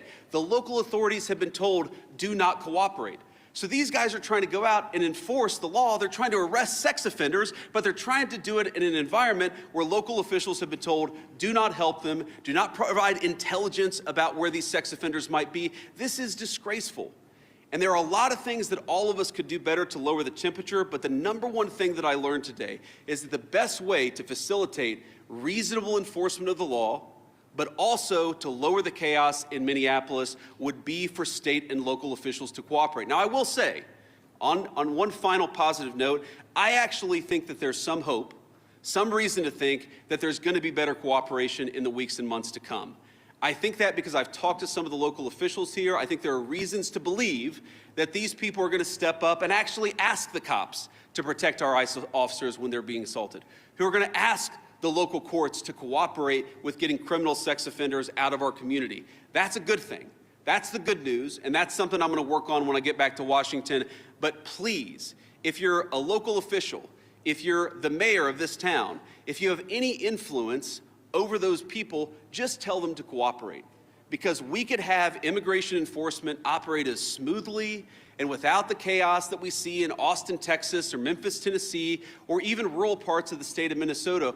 All we need is a little cooperation. I guarantee we're going to do the best to be professional, to respect people's rights, to not do anything that we don't have to do in order to enforce immigration laws, but it would make our lives a lot easier, it would make our officers a lot safer, and it would make Minneapolis much less chaotic if we had a little bit of cooperation from the state and local officials. With that, I'll shut up and take some questions. Thank you, guys.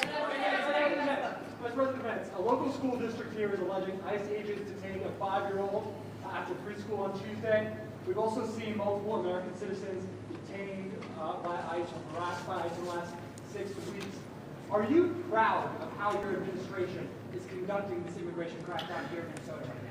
Well, I'm proud of the fact that we're standing behind law enforcement, and I'm proud of the fact that we're enforcing the country's laws. But, you know, you asked a question about this 5-year-old kid. I actually saw this terrible story while I was coming to Minneapolis. We had just left Toledo, Ohio this morning for an economic messaging event. And I see this story, and I'm a father of a 5-year-old, actually, a 5-year-old little boy, and I think to myself, oh my God, this is terrible. How did we arrest a 5-year-old? Well, I do a little bit more follow-up research.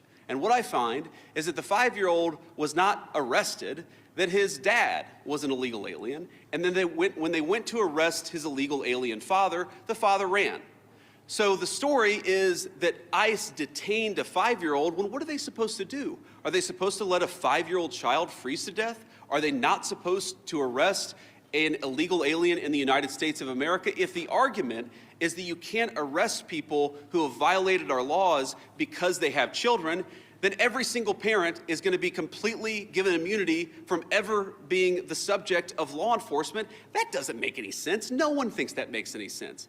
Now, you know, there are so many of these cases like that where if you just understand the context, there have been a number of situations that I've looked into personally where I say, wait a second, we don't want ICE arresting American citizens. They're supposed to be enforcing the immigration laws against illegal aliens.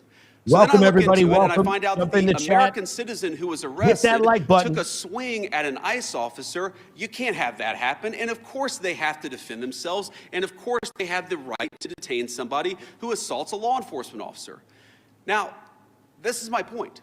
Do we want these things to happen? Do we want these arrests to be so chaotic? No, we don't. These guys want it least of all, but if we had a little cooperation from local and from local and state officials, I think the chaos would go way down in this community. President! Go ahead. After the Renee Good shooting, sir, the administration seemed to suggest... Yeah, well, you can go next. Oh, no, I'm sorry. I thought you pointed it No, out. that's fine. I'll take both. After the Renee Good shooting, sir, the administration seemed to... After the Renee Good shooting, the administration seemed to suggest that ICE officers enjoyed near complete immunity. But today you told the Washington Examiner that when appropriate, the administration might take disciplinary actions against ICE agents. So is that a change of opinion? And if so, why the change in tone? No, I didn't say, and I don't think any other official within the Trump administration said that officers who engaged in wrongdoing would enjoy immunity. That's absurd. What I did say is that when federal law enforcement officers violate the law, that is typically something that federal officials would look into. We don't want these guys to have kangaroo courts. We want them to actually have real due process, real investigation, because again, sometimes they're accused of wrongdoing, and it turns out when you learn the context, they didn't actually do anything wrong. But of course we're going to investigate these things. Of course we're investigating the Renee Good shooting, but we're investigating them in a way that respects people's rights and that ensures that if somebody did something wrong, yes, they're going to face disciplinary action, but we're not going to judge them in the court of public opinion. I've spoken at length on this particular case. I think that Renee Good's death is a tragedy. I also think that she rammed an ICE officer with her car. So the tragedy here is multi-layered. The tragedy is there was a misunderstanding. The tragedy is that Renee Good lost her life. The tragedy is that you have ICE officers who are going into communities where they're worried that if they call 911, no one's going to come to help them. That is what produces this terrible situation, and it's something state and local officials here in Minnesota could solve. Mr. Vice Yes, sir. Could you give us a message towards March for Life tomorrow, especially regarding this cooperation and family values? It's a shame that kids have to get caught up in all this, and you know, towards that, sir. Well, you know, it is a shame that kids have to get caught up in this. I am speaking at March for Life tomorrow. I'm pro-life, and I'm very excited to speak there. I want to talk about local law enforcement, but, you know, I mean, look, I am, as a child, I saw people in my family get arrested. It's terrible. It's heartbreaking, it's chaotic, it's traumatic for the kids. I can recognize that, and I can recognize that we got to support these kids, while on the other hand saying that just because you're a parent doesn't mean that you get complete immunity from law enforcement. And I think we have to hold both of those thoughts in our head at the same time. We've got to be sympathetic to the kids who are caught up in some of these enforcement actions. We've also got to say we have to enforce the law without bias, with fairness, but we've got to enforce the law. Mr. Vice President! Thinking about local government, there was a class in Power a few weeks ago, and their mayor said they haven't heard about ICE being in the city. And how does ICE kind of proactively work with these local agencies? What are those policies, and what's your response to that? You said there was an altercation in St. Cloud. Yeah. After the incident, the mayor said that ICE did not communicate with them if they were in the city for immediate operation, but police chief did not know about the operation at the time. Could you talk a little bit about proactive communication with Yeah. local law enforcement? Yeah, it's one of the Terribly takeaways. I've talked British, with these guys I before we believe. came on the stage, but during our roundtable and some of the other conversations we've had. Same Communication, we absolutely want to ensure there's good communication between federal officials and state and local officials, and I'm sure that we can do better on that. We absolutely want to make sure that we are communicating, but that also requires a two-way street, and that's the point that I make about state and local officials. These guys will absolutely communicate with state and local officials. They'll tell people if This they is have by to do far enforcement. one of the best chats on YouTube. Thank you so much for joining me. Operation Appreciate in a it. particular municipality. Welcome. But part of that is they also want to ensure that if they're communicating about their whereabouts, that's not being used as a weapon against them. Sometimes they tell people where they're going, and then they find out that their agents' faces are on on Reddit or on some social media thread saying, here's this guy, we know he's going to be at this place at this exact time. JD So Vance that goes on communication has Reddit. got to be a two-way street. These guys are going to communicate with business leaders, with local officials, with state officials, but we also need the local officials and state officials to do a good job of protecting people when they're in their communities. We're not asking, by the way, we don't want any police officer in this community, in this state, to help us do immigration enforcement. We've got that. But if a protester shows up and that protester turns violent against our immigration officers, we really, really need the cooperation of our local partners. We haven't gotten it yet, but I think if we do, we really can lower the temperature. Yeah.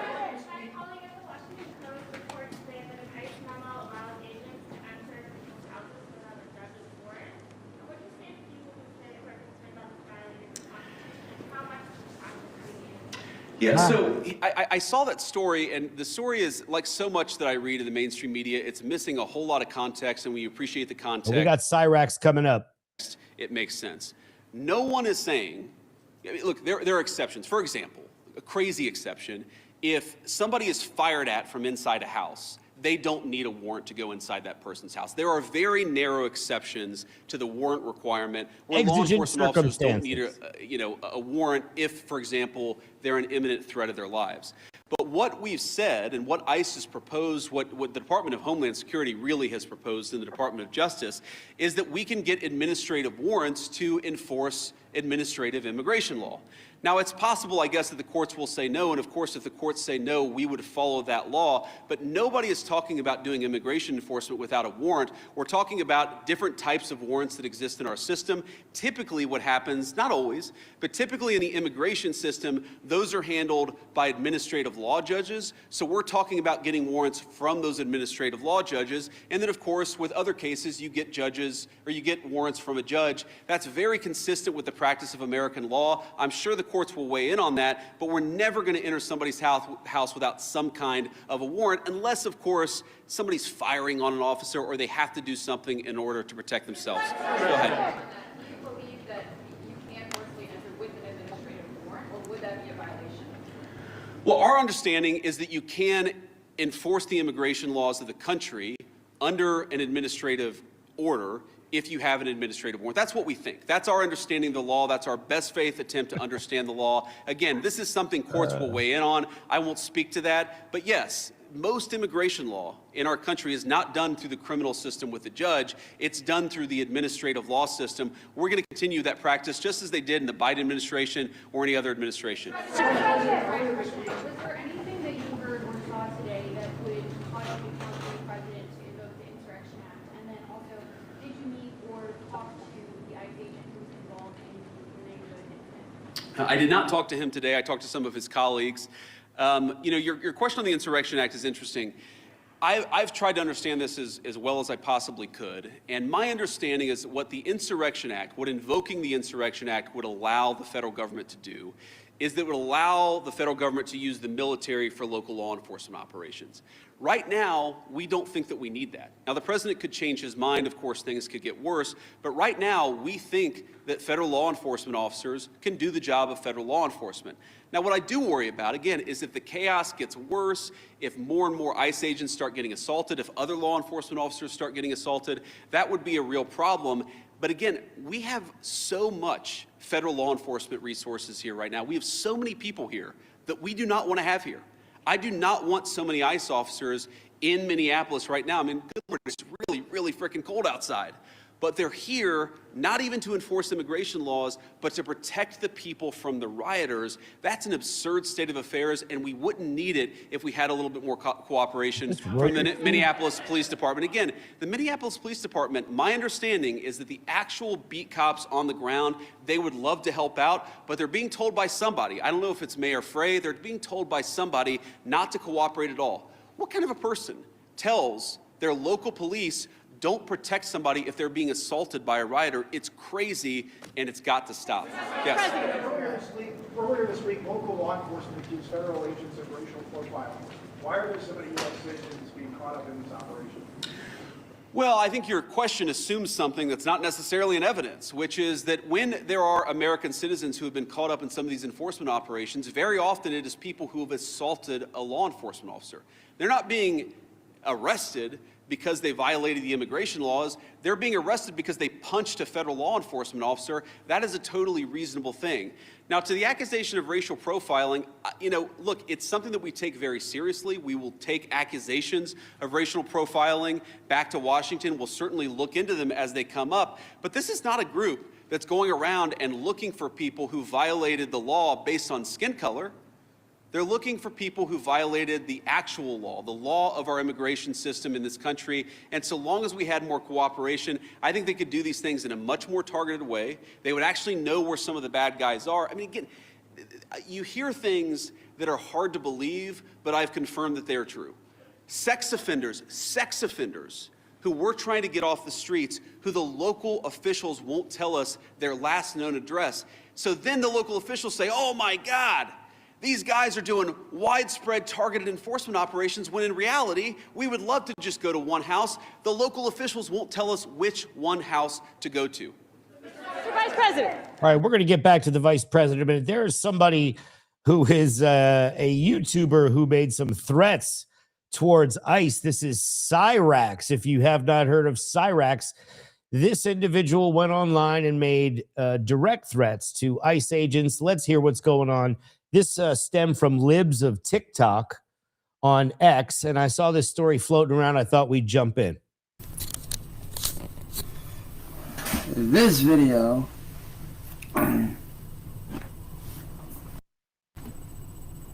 what up, y'all? This is Chance. This video is for libs of TikTok who felt this is Cyraxx firing back at libs of TikTok like selling chopped up fucking shit from news. Pay no attention to what is on his head. News and posts is more fucking valuable than actually real fucking work. So listen here, you got this shit all motherfucking twisted. I'm about to untwist it for you. See, I'm Chance. I'm the motherfucker that was in that red fucking tank top in that fucking video. Yeah, that's me. Wait, he wore a tank top? I was at those shoulders? The dude that was in that tank top that you fucking posted about over on Twitter. For people just checking in, if you don't know Cyraxx, this individual went online and made some threats. He's got a little bit of an audience, some very negative attention put on him for different reasons. But he decided he was going to make some blatant threats towards ICE. We cannot play those right here. And I am going to clear the fucking air for you right now. And if you want the original video, you're more than welcome to message me here on Facebook. I'll even download it and email it to you. I have no fucking problem downloading this video and emailing it to you. But I'm going to tell you right now, you need to take that fucking bullshit fucking post on Twitter right the fuck down right now. And here's why, man. Because when I said what I said about ICE, that was in defense of my fucking family. What I said was this: if ICE were to engage my family, and that ICE agents are actually considered a fucking terrorist group. They have literally taken innocent people, innocent families, and thrown them into fucking camps. Wake the fuck up. You take shit way out of fucking context. And what I said was this: when it comes to ICE, you are legally not required if you are a U.S. citizen. And they are terrorizing your family. You do not have to let them into your fucking house if they are threatening or terrorizing your fucking family, dude. It's called freedom. It's called having human rights. Chopped up from a video that I made. Ooh, God. In defense of my fucking family. I have pure fucking defense for my family, and you want to sit there and go, He's claiming that, whoa, that's scary. That is scary. So he is claiming that his comments threatening ICE if they come into his house, he said he would use lethal force. That was one of the, that was the gist of it. oh, look, FBI, this guy's, who's threatening FBI. Oh, the fuck I ain't. Listen, I'm not one of your little fucking followers. I'm not just gonna sit there and fucking roll over for you like a little dog. Nah. Nah. See, the lesson that Europe needs to learn of libs of TikTok is that you don't get away with shit. Like, seriously. Because the lesson that you need to learn with me is this. I don't take shit from nobody. Especially not some fucking wannabe fucking on the fucking internet, bro. Like, seriously. Who knew that it would be Cyraxx? Who knew? And I was raised old school, alright? I was raised to defend the fucking family no matter fucking what. Family over everything. It's always family first above all else. I don't give a fuck who you are. I don't give a fuck if you're ICE. I don't give a fuck who you are. That's what that video was really about. Me defending my fucking family from a bunch of fucking terrorists that have harmed innocent fucking people. While yes, there are ICE agents looking for Somalians all over the country, I will give those ones that. I will give them that. There are some ICE agents that are looking for Somalians. I will give them that. But no fucking goddamn United States citizen deserves to be harassed, deserves to be attacked, deserves to be ripped away from their fucking family, and deserves to have a decent microphone. Thrown into a fucking camp.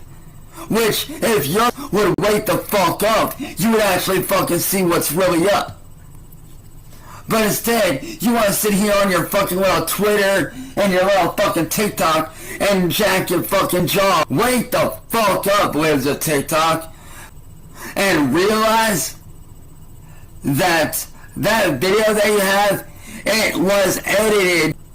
I mean, come on, let's be honest. You're a failed fucking LA realtor that decided to sell fucking news and bullshit to make fucking money. Because you decided that actually having a real job was too fucking hard. So you decided to sell chopped up clips of fucking news and people like me that are just speaking our fucking piece and how we fucking feel.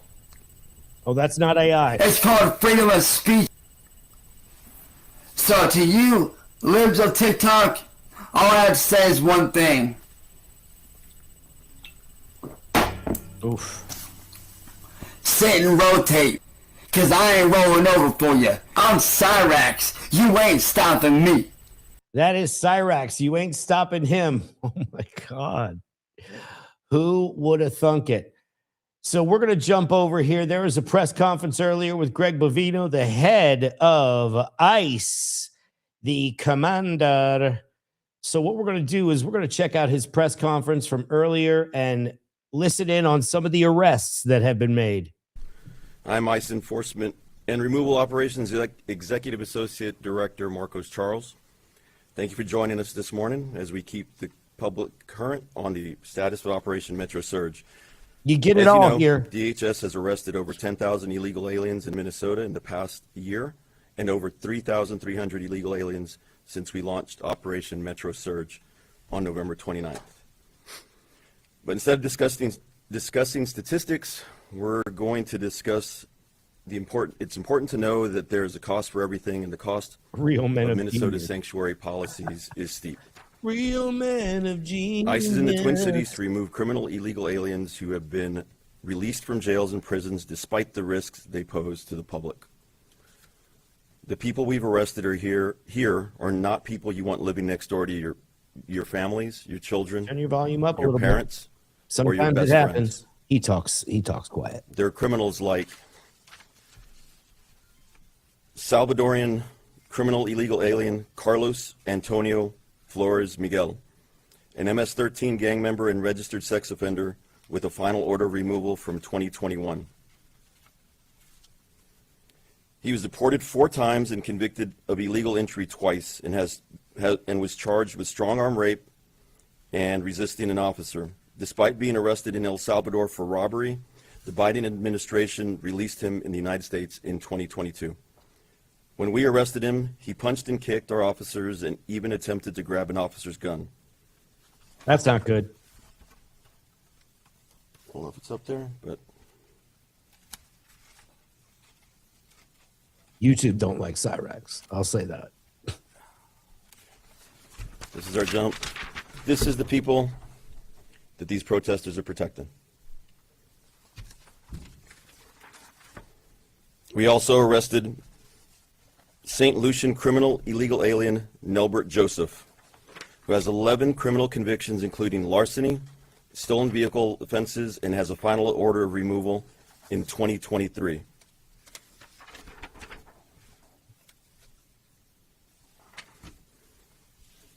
We picked up Cuban criminal illegal alien Ivan Rodriguez Lopez, who has a final order of removal from 2018 and was convicted of assault, possession of methamphetamine, theft, and burglary. He also has prior charges for neglect or endangerment of a child and a DUI. These are the people protesters are protecting. We picked up Cuban criminal illegal alien, oh, sorry, it's the wrong guy.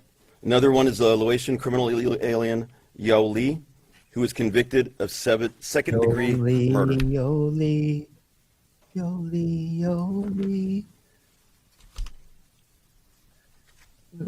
And a Mexican criminal illegal alien, Pedro Laguna Cruz, who has multiple DUI Is that a Dolly Parton and song? a conviction of possession of controlled substance. Guilty. These are the people who the church agitators were protesting for. These are the people the violent agitators ramming our vehicles and attacking our officers are trying to defend. It's easy to debate immigration enforcement when it's abstract, but behind every one of these arrests is someone who committed a crime that put your friends, family, neighbors, community in danger. Make sure everybody subscribe to the channel. The public deserves to know exactly who ICE has taken off the streets and why we're here today. Oh, it's my responsibility to make sure everyone understands that ICE is only in this state to pick up the ball that local leadership has dropped. Today, I want to ask Governor Walz and Mayor Fry directly, please honor our immigration detainers that we've lodged against criminal illegal aliens in Minnesota, in the state's jails and prisons. Please work with us instead of against us. Please remember the victims whose voices are no longer here to speak for themselves. Please stop creating obstacles to keep Minnesotans safe. Yeah. We're all on the same team. Yes, it is. And our cooperation will save lives. I'd like to turn this over to Commander Greg Bovino. All right, so here's Commander Greg Bovino. Well, good morning. I'm Greg Bovino, Commander at Large of Customs and Border Patrol Assets here in this great city of Minneapolis, Minnesota. I'm glad to be here this morning. I'll make a few remarks and then we're going to open this up to questions. Please hold all questions until the end. Now, folks, we've seen the excellent work that Mr. Marcos Charles has detailed here. This excellent work on these screens here. Marcos, you and your team are out there every day, Border Patrol, ICE, and those allied teams, and they're taking these folks off the streets. First of all, it was a 5-year-old, Ocean, and why would any officer leave a child in freezing cold weather? Okay? Not detained as a criminal. Idiot. These folks were walking the streets less than 24 hours ago. Know your facts first. Marcos and his team and Border Patrol are taking them off the streets by the dozens and sometimes hundreds every single day. So that's some fantastic work. We want to continue to accomplish that work. But what I would like to touch upon this morning exactly is how much better this father ran away from ICE agents and left his kid behind. That's what happened. Work could be. How much better can we do what we do? And how much better for who? For you, which you being Ma and Pa America and the taxpayer, how much better this work can be for the taxpayer. Now, better to the citizens here of Minneapolis as well. Minneapolis, 2020 riots, this most current influx of anarchists and folks that want to disparage and occlude this Title VIII law enforcement mission. So we can do this much better for the citizens of Minneapolis. And what this revolves around is the climate. The current climate surrounding law enforcement and this Title VIII mission in which ICE, Border Patrol, and these allied teams are fighting so hard to accomplish. Now, this climate that we talk about is not very favorable right now in Minneapolis. Let's put that as our first point. It's not very favorable to federal law enforcement here in Minneapolis. Let's take a look at what happened yesterday. Some of you may know that Border Patrol and ICE were out conducting our Title VIII mission, and several of our teams were set upon by violent protesters, anarchists, rioters, individuals. And here's the thing: is some idiots are going to sit there and talk about ICE making sure that a child is not in the freezing cold while his father fucking ran away. And people are defending that kid's father. You stupid idiots. You're defending the kid's father who ran away and left him by himself. Are you out of your mind? Is that what you're defending? If that is what you're defending, then seriously. And extremists that were intent on ensuring that we did not take these very people that Marcos talked about off the streets. Intent that we would not arrest these individuals, these illegal aliens that prey upon Ma and Pa America every single day. That 5-year-old owned a daycare center in Minneapolis. It's on the board. So yesterday I had the fortunate opportunity to once again work with those fine agents in ICE and Border Patrol. And in doing so, from the very beginning of the shift all the way through the end of the shift, all day long, it was a running battle with those very extremists that I've talked about. So as we were looking to conduct that targeted enforcement against some very vile criminals, we were met with resistance. One of those criminals that we were after was Victor Urice, Mr. Victor Urice, a target that we were after yesterday. This individual is a convicted felon from Mexico with serious weapons offenses, fleeing from police, and a criminal rap sheet so long that I can't remember it all. That's who we were after yesterday. Now, as we were after Mr. Urice, we were set upon rioters who tried to stop us at every point yesterday. Simply using the restroom at a gas station was met with significant resistance. A lot of people would call that stalking. I don't think any of us would like to be stalked, but being stalked for 8 or 10 hours at a time is not a very favorable climate. Hey, folks, where were the cops yesterday? And what kind of parent brings a kid to a protest or lets a kid go to a protest? What kind of fucking parent does that? I mean, are you serious? Where was Minneapolis Police Department during that 8-hour stalking events? Anybody care to venture a guess? Him running away and leaving his kid should be another fucking charge. It should be another charge. What are you talking about? I'd like to venture a guess, and it's I don't know. I hope it is. So it's that climate we're talking about. They arrested violent a mobs, 5-year-old. riders They arrested a 3-year-old. who became violent towards the end of the day. Our very last stop Shut up. at a gas station was met with violence. Individuals that perpetrated violence against our Border Patrol agents, forcing us to take action not against Victor Urice, the individual that we were after, but to take action against those violent anarchists who didn't want us to catch Victor Urice, if you can believe that. Absolutely unbelievable. Hey, where were the cops during that 8 hours of stalking and violence? Where was Mayor Fry? Where was, I don't know, Governor Waltz? I didn't see him around anywhere. In a bathhouse. You know, there's a saying, I think They were in a Thomas Paine bathhouse. said that in one of his pamphlets, Common Sense. That's what I heard. He said politics I heard they were in a politicians bathhouse. on their very best day are barely tolerable evil. Is this Mayor Fry's very best day yesterday? Oh, I don't think so. Absolutely not. So put yourselves as the media and the press there. Would you like to be stalked all day long with folks that want to hurt you? I know all the day feeling. long? Think about that. I know the Also, feeling. I'd implore upon you to report that. I know what that's like, by the way. We were forced to utilize less lethal devices again yesterday to keep the public safe, to keep the Border Patrol agents safe, and so that we could continue to conduct that Title VIII mission. That's our job here.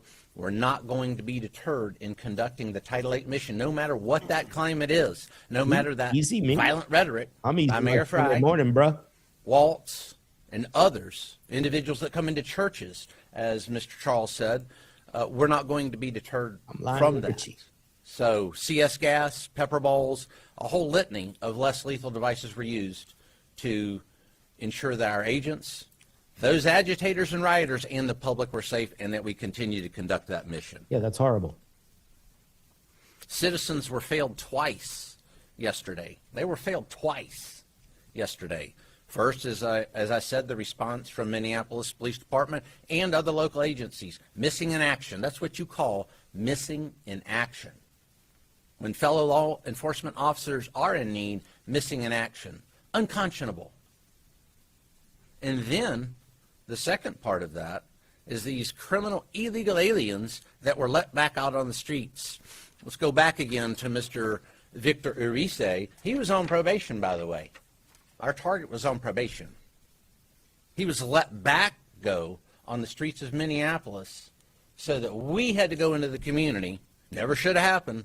We had to go into the community to remove him. Why? Hey, mods, let's ban that word. Let's ban that N-word. Thank you. Not Mayor Fry, Governor Waltz. Turn this individual over to us so we're not in the streets, so that anarchists are not allowed to ply their trade of anarchy against law enforcement. Now, this didn't happen overnight. This anarchist-type movement has been well established here in Minneapolis since 2020. We all know what happened in 2020. The anarchists love this, by the way. They love this. This is just what they want. This is just what Mayor Fry, Governor Waltz, and others are giving them. This emboldened rhetoric vilifies law enforcement and creates very unsafe situations for law enforcement and occludes from the mission of taking these bad people, as Mr. Marcos Charles said, off the streets. Compliance, they think, is optional. Compliance is not optional, not when law enforcement conducts. It's legal, lawful, ethical, and moral duties. It's not optional. There is no option there. Let's get this straight. Do the anarchists want Victor Urice to remain on the streets? I think that's the base question. Just Mayor Fry and Governor Waltz. I've never heard them say a word about these violent, illegal aliens that roam their streets. I guess they want them there. But guess what? ICE, the U.S. Border Patrol, and those allied law enforcement agencies, President Trump, Secretary Noem, we don't want it and we won't have it. Law enforcement unquestionably is being targeted right now in Minneapolis.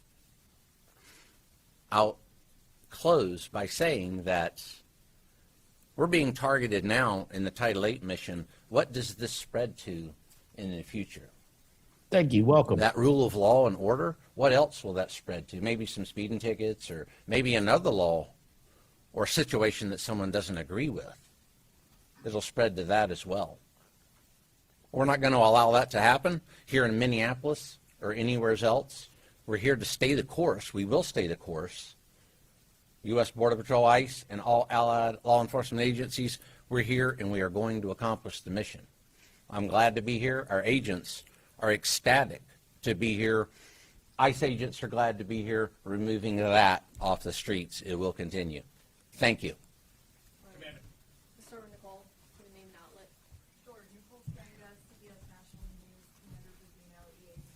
We're going to take some questions here, apparently. 2 days ago, you told us that Minnesota released nearly 500 undocumented migrants from state custody instead of transferring them. Let's go here. And we took those numbers to Paul Schnell, who is the commissioner of the Minnesota Department of Corrections. He called it fundamentally false. He said, as a matter of policy, DOC cooperates with ICE and ICE detainers. He showed us multiple examples of convicted criminals. Well, from statistics, the ICE mistakes are under 1%.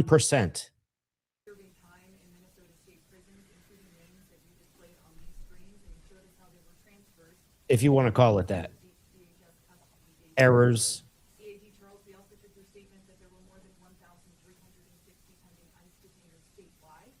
And he told us his department conducted a statewide survey, a review, and found just 207 individuals in state prisons and 94 in county jails are subject to ICE detainers right now. So let's jump back to the hearing of Mr. Smith.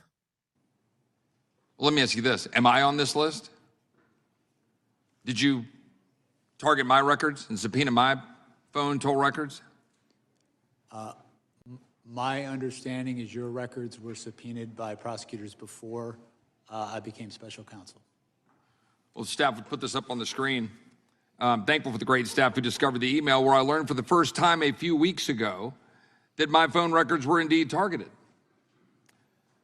We called AT&T and we've learned that they were given to the Department of Justice, as this email indicates, because I had been in communication with Scott Perry, one of my colleagues here in Congress, who literally had his phone taken from him in front of his family. And of course, as we've already talked about in this document, it talks about you could be in violation of the privilege by even obtaining and possessing this information if the member objected to the disclosure. This happened 4 years ago in May of 2022, and I couldn't object because I didn't know. I didn't know until about 3 weeks ago. My question here is, was there any limits to your investigation or the investigation that preceded you, Mr. Smith? Because as egregious as a violation of separation of powers this is, as an egregious and abuse of power it is, it's far more concerning you are clearly targeting American citizens for merely being conservative or supporting the president. We've got memos that we've already been talking about in this hearing from April 2022 that preceded you that established and opened the investigations, one of which has Attorney General Merrick Garland's signature on it. And the focus was the electors. Now, that was 6 months before you were appointed. You testified earlier, you met and interviewed Merrick Garland and Deputy AG Lisa Monaco, and you briefed the AG and Deputy multiple times. Did you brief them on the electors and the prosecution of their supposed crimes? Did I? I'm sorry. Did you brief them on the electors and their supposed crimes? I don't recall specific conversations, but I'm sure that in the course of briefing them, I discussed... Wasn't that the purpose of the entire investigation as it was set out? Because putting aside that in 1960, as we already talked about, my friend Mr. Tiffany, that Hawaii put forward an alternate slate of electors, the investigation pivoted to President Trump and, frankly, anybody who knew him. Do you know who Cleta Mitchell is? Yes, I do. She's an election lawyer that was involved in filing an election contest on behalf of President Trump in Georgia in December of 2020. A 64-page complaint with over 1,100 pages of exhibits, witness affidavits, and expert witness reports documenting thousands of votes cast in violation of Georgia law, but which were nevertheless included in the vote totals. Now, notwithstanding the disposition of the cases that was filed, is that a criminal act? Filing an election contest on behalf of a candidate for office, a client. Is that a criminal act, yes or no? No, in fact, we So why did you deem it appropriate to monitor Cleta Mitchell's long-distance phone records in 2023, 2.5 years after the election contest was filed and after the presidential electors were certified? What about Jen Ellis? What about Sidney Powell? What about Bill Sepien? What crime did you suspect had been committed by them that would warrant monitoring their phone records 2.5 years after the 2020 election was certified?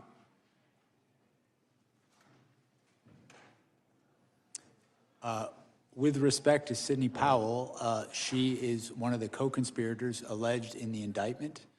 I don't know what you mean by monitoring, sir, if you're talking. Well, there were some 400 Thank plus you. Republican conservative groups and leaders who were targeted by your investigation. Their financial records were obtained, records of the RNC, the Trump campaign, Cleta Mitchell, the Conservative Partnership Institute, the America First Policy Institute, NRCC, NRSC, PACs, conservative groups, people all across the country, citizens, because we hear a lot about members of Congress.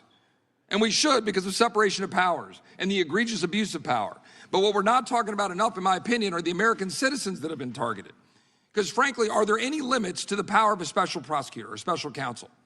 So much so in your abuse of power that in the summer of 2024, the indictment involving classified documents was dismissed after determining your appointment violated the Appointments Clause of the Constitution, but you continued to sign your name on court filings until the time you resigned from office in January of 2025. A federal judge just recently stated a prosecutor who continues to sign his name in court filings after a disqualification order should face disciplinary action or disbarment. I yield back. Gentleman yields back. Did the gentleman have the opportunity to respond? If the gentleman wants to respond, he can.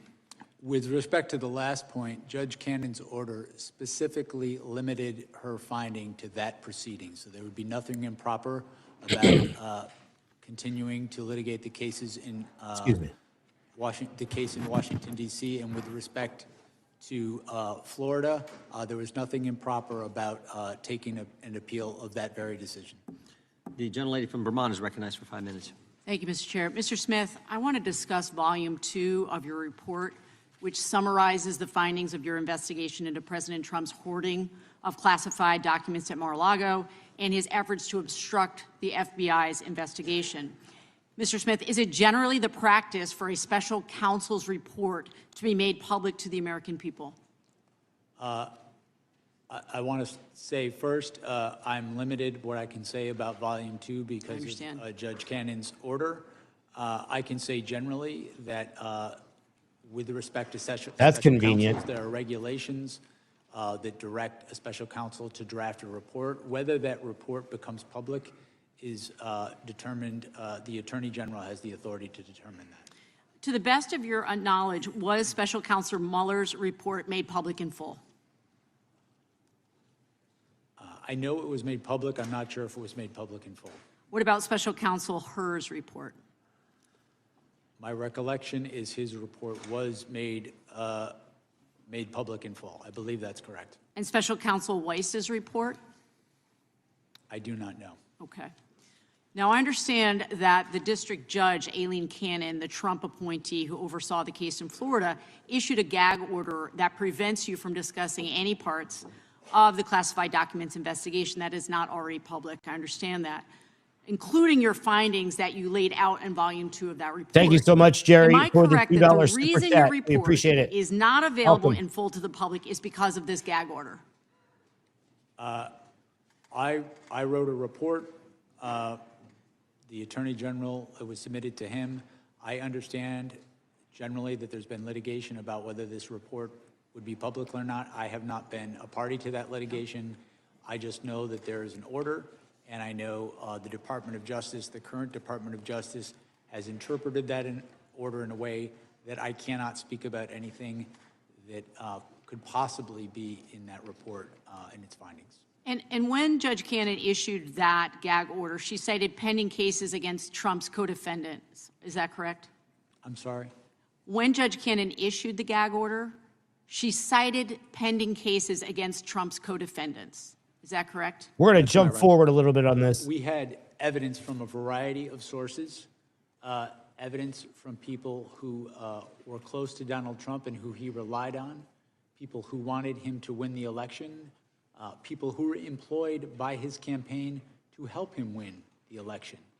Our evidence is that this was a conspiracy and that Donald Trump specifically sought to prey on party loyalty. Our investigation involved interviewing and subpoenaing records of Republicans because that's who Donald Trump sought to prey on to stay in office. And the reality is certain people refused to do that. The vice president refused to go along with that. People in various states' legislatures. Threat to the future of the republic. Okay, now we should have posted up here a document for you to look at.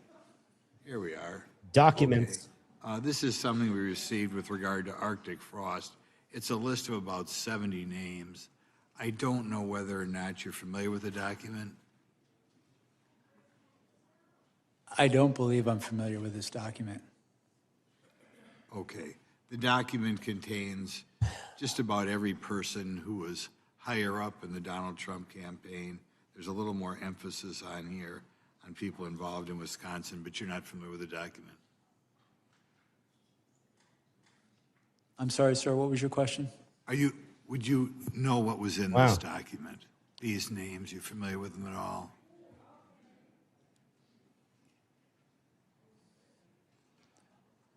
They're under the impression that most of these people, maybe almost all of them, were subpoenaed by you at some time or other. That helps you. Some of these names I am familiar with. Others I'm not familiar with, or I don't recall as I sit here now. Okay. We'll eventually submit another question for you. Thank on you. this later on. But incorrect. From the time you were appointed as special counsel to Stupid. your resignation in January 2025, did you ever have contact with Yeah, this is all I got to do January today. 6th Select Committee? Thank you. I did not personally, when I became special counsel, I directed my deputy to ask the select committee to provide us whatever evidence they would provide us. So you directed people to have direct contact? I Boy, directed they're gonna feel my stupid by the deputy end of the to make day. contact to collect evidence from them. And that's J.P. Cooney? J.P. Cooney, my deputy, correct. Okay. Did you have any concern that the evidence It's collected all right. by the partisan select committee would be in any way tainted by politics?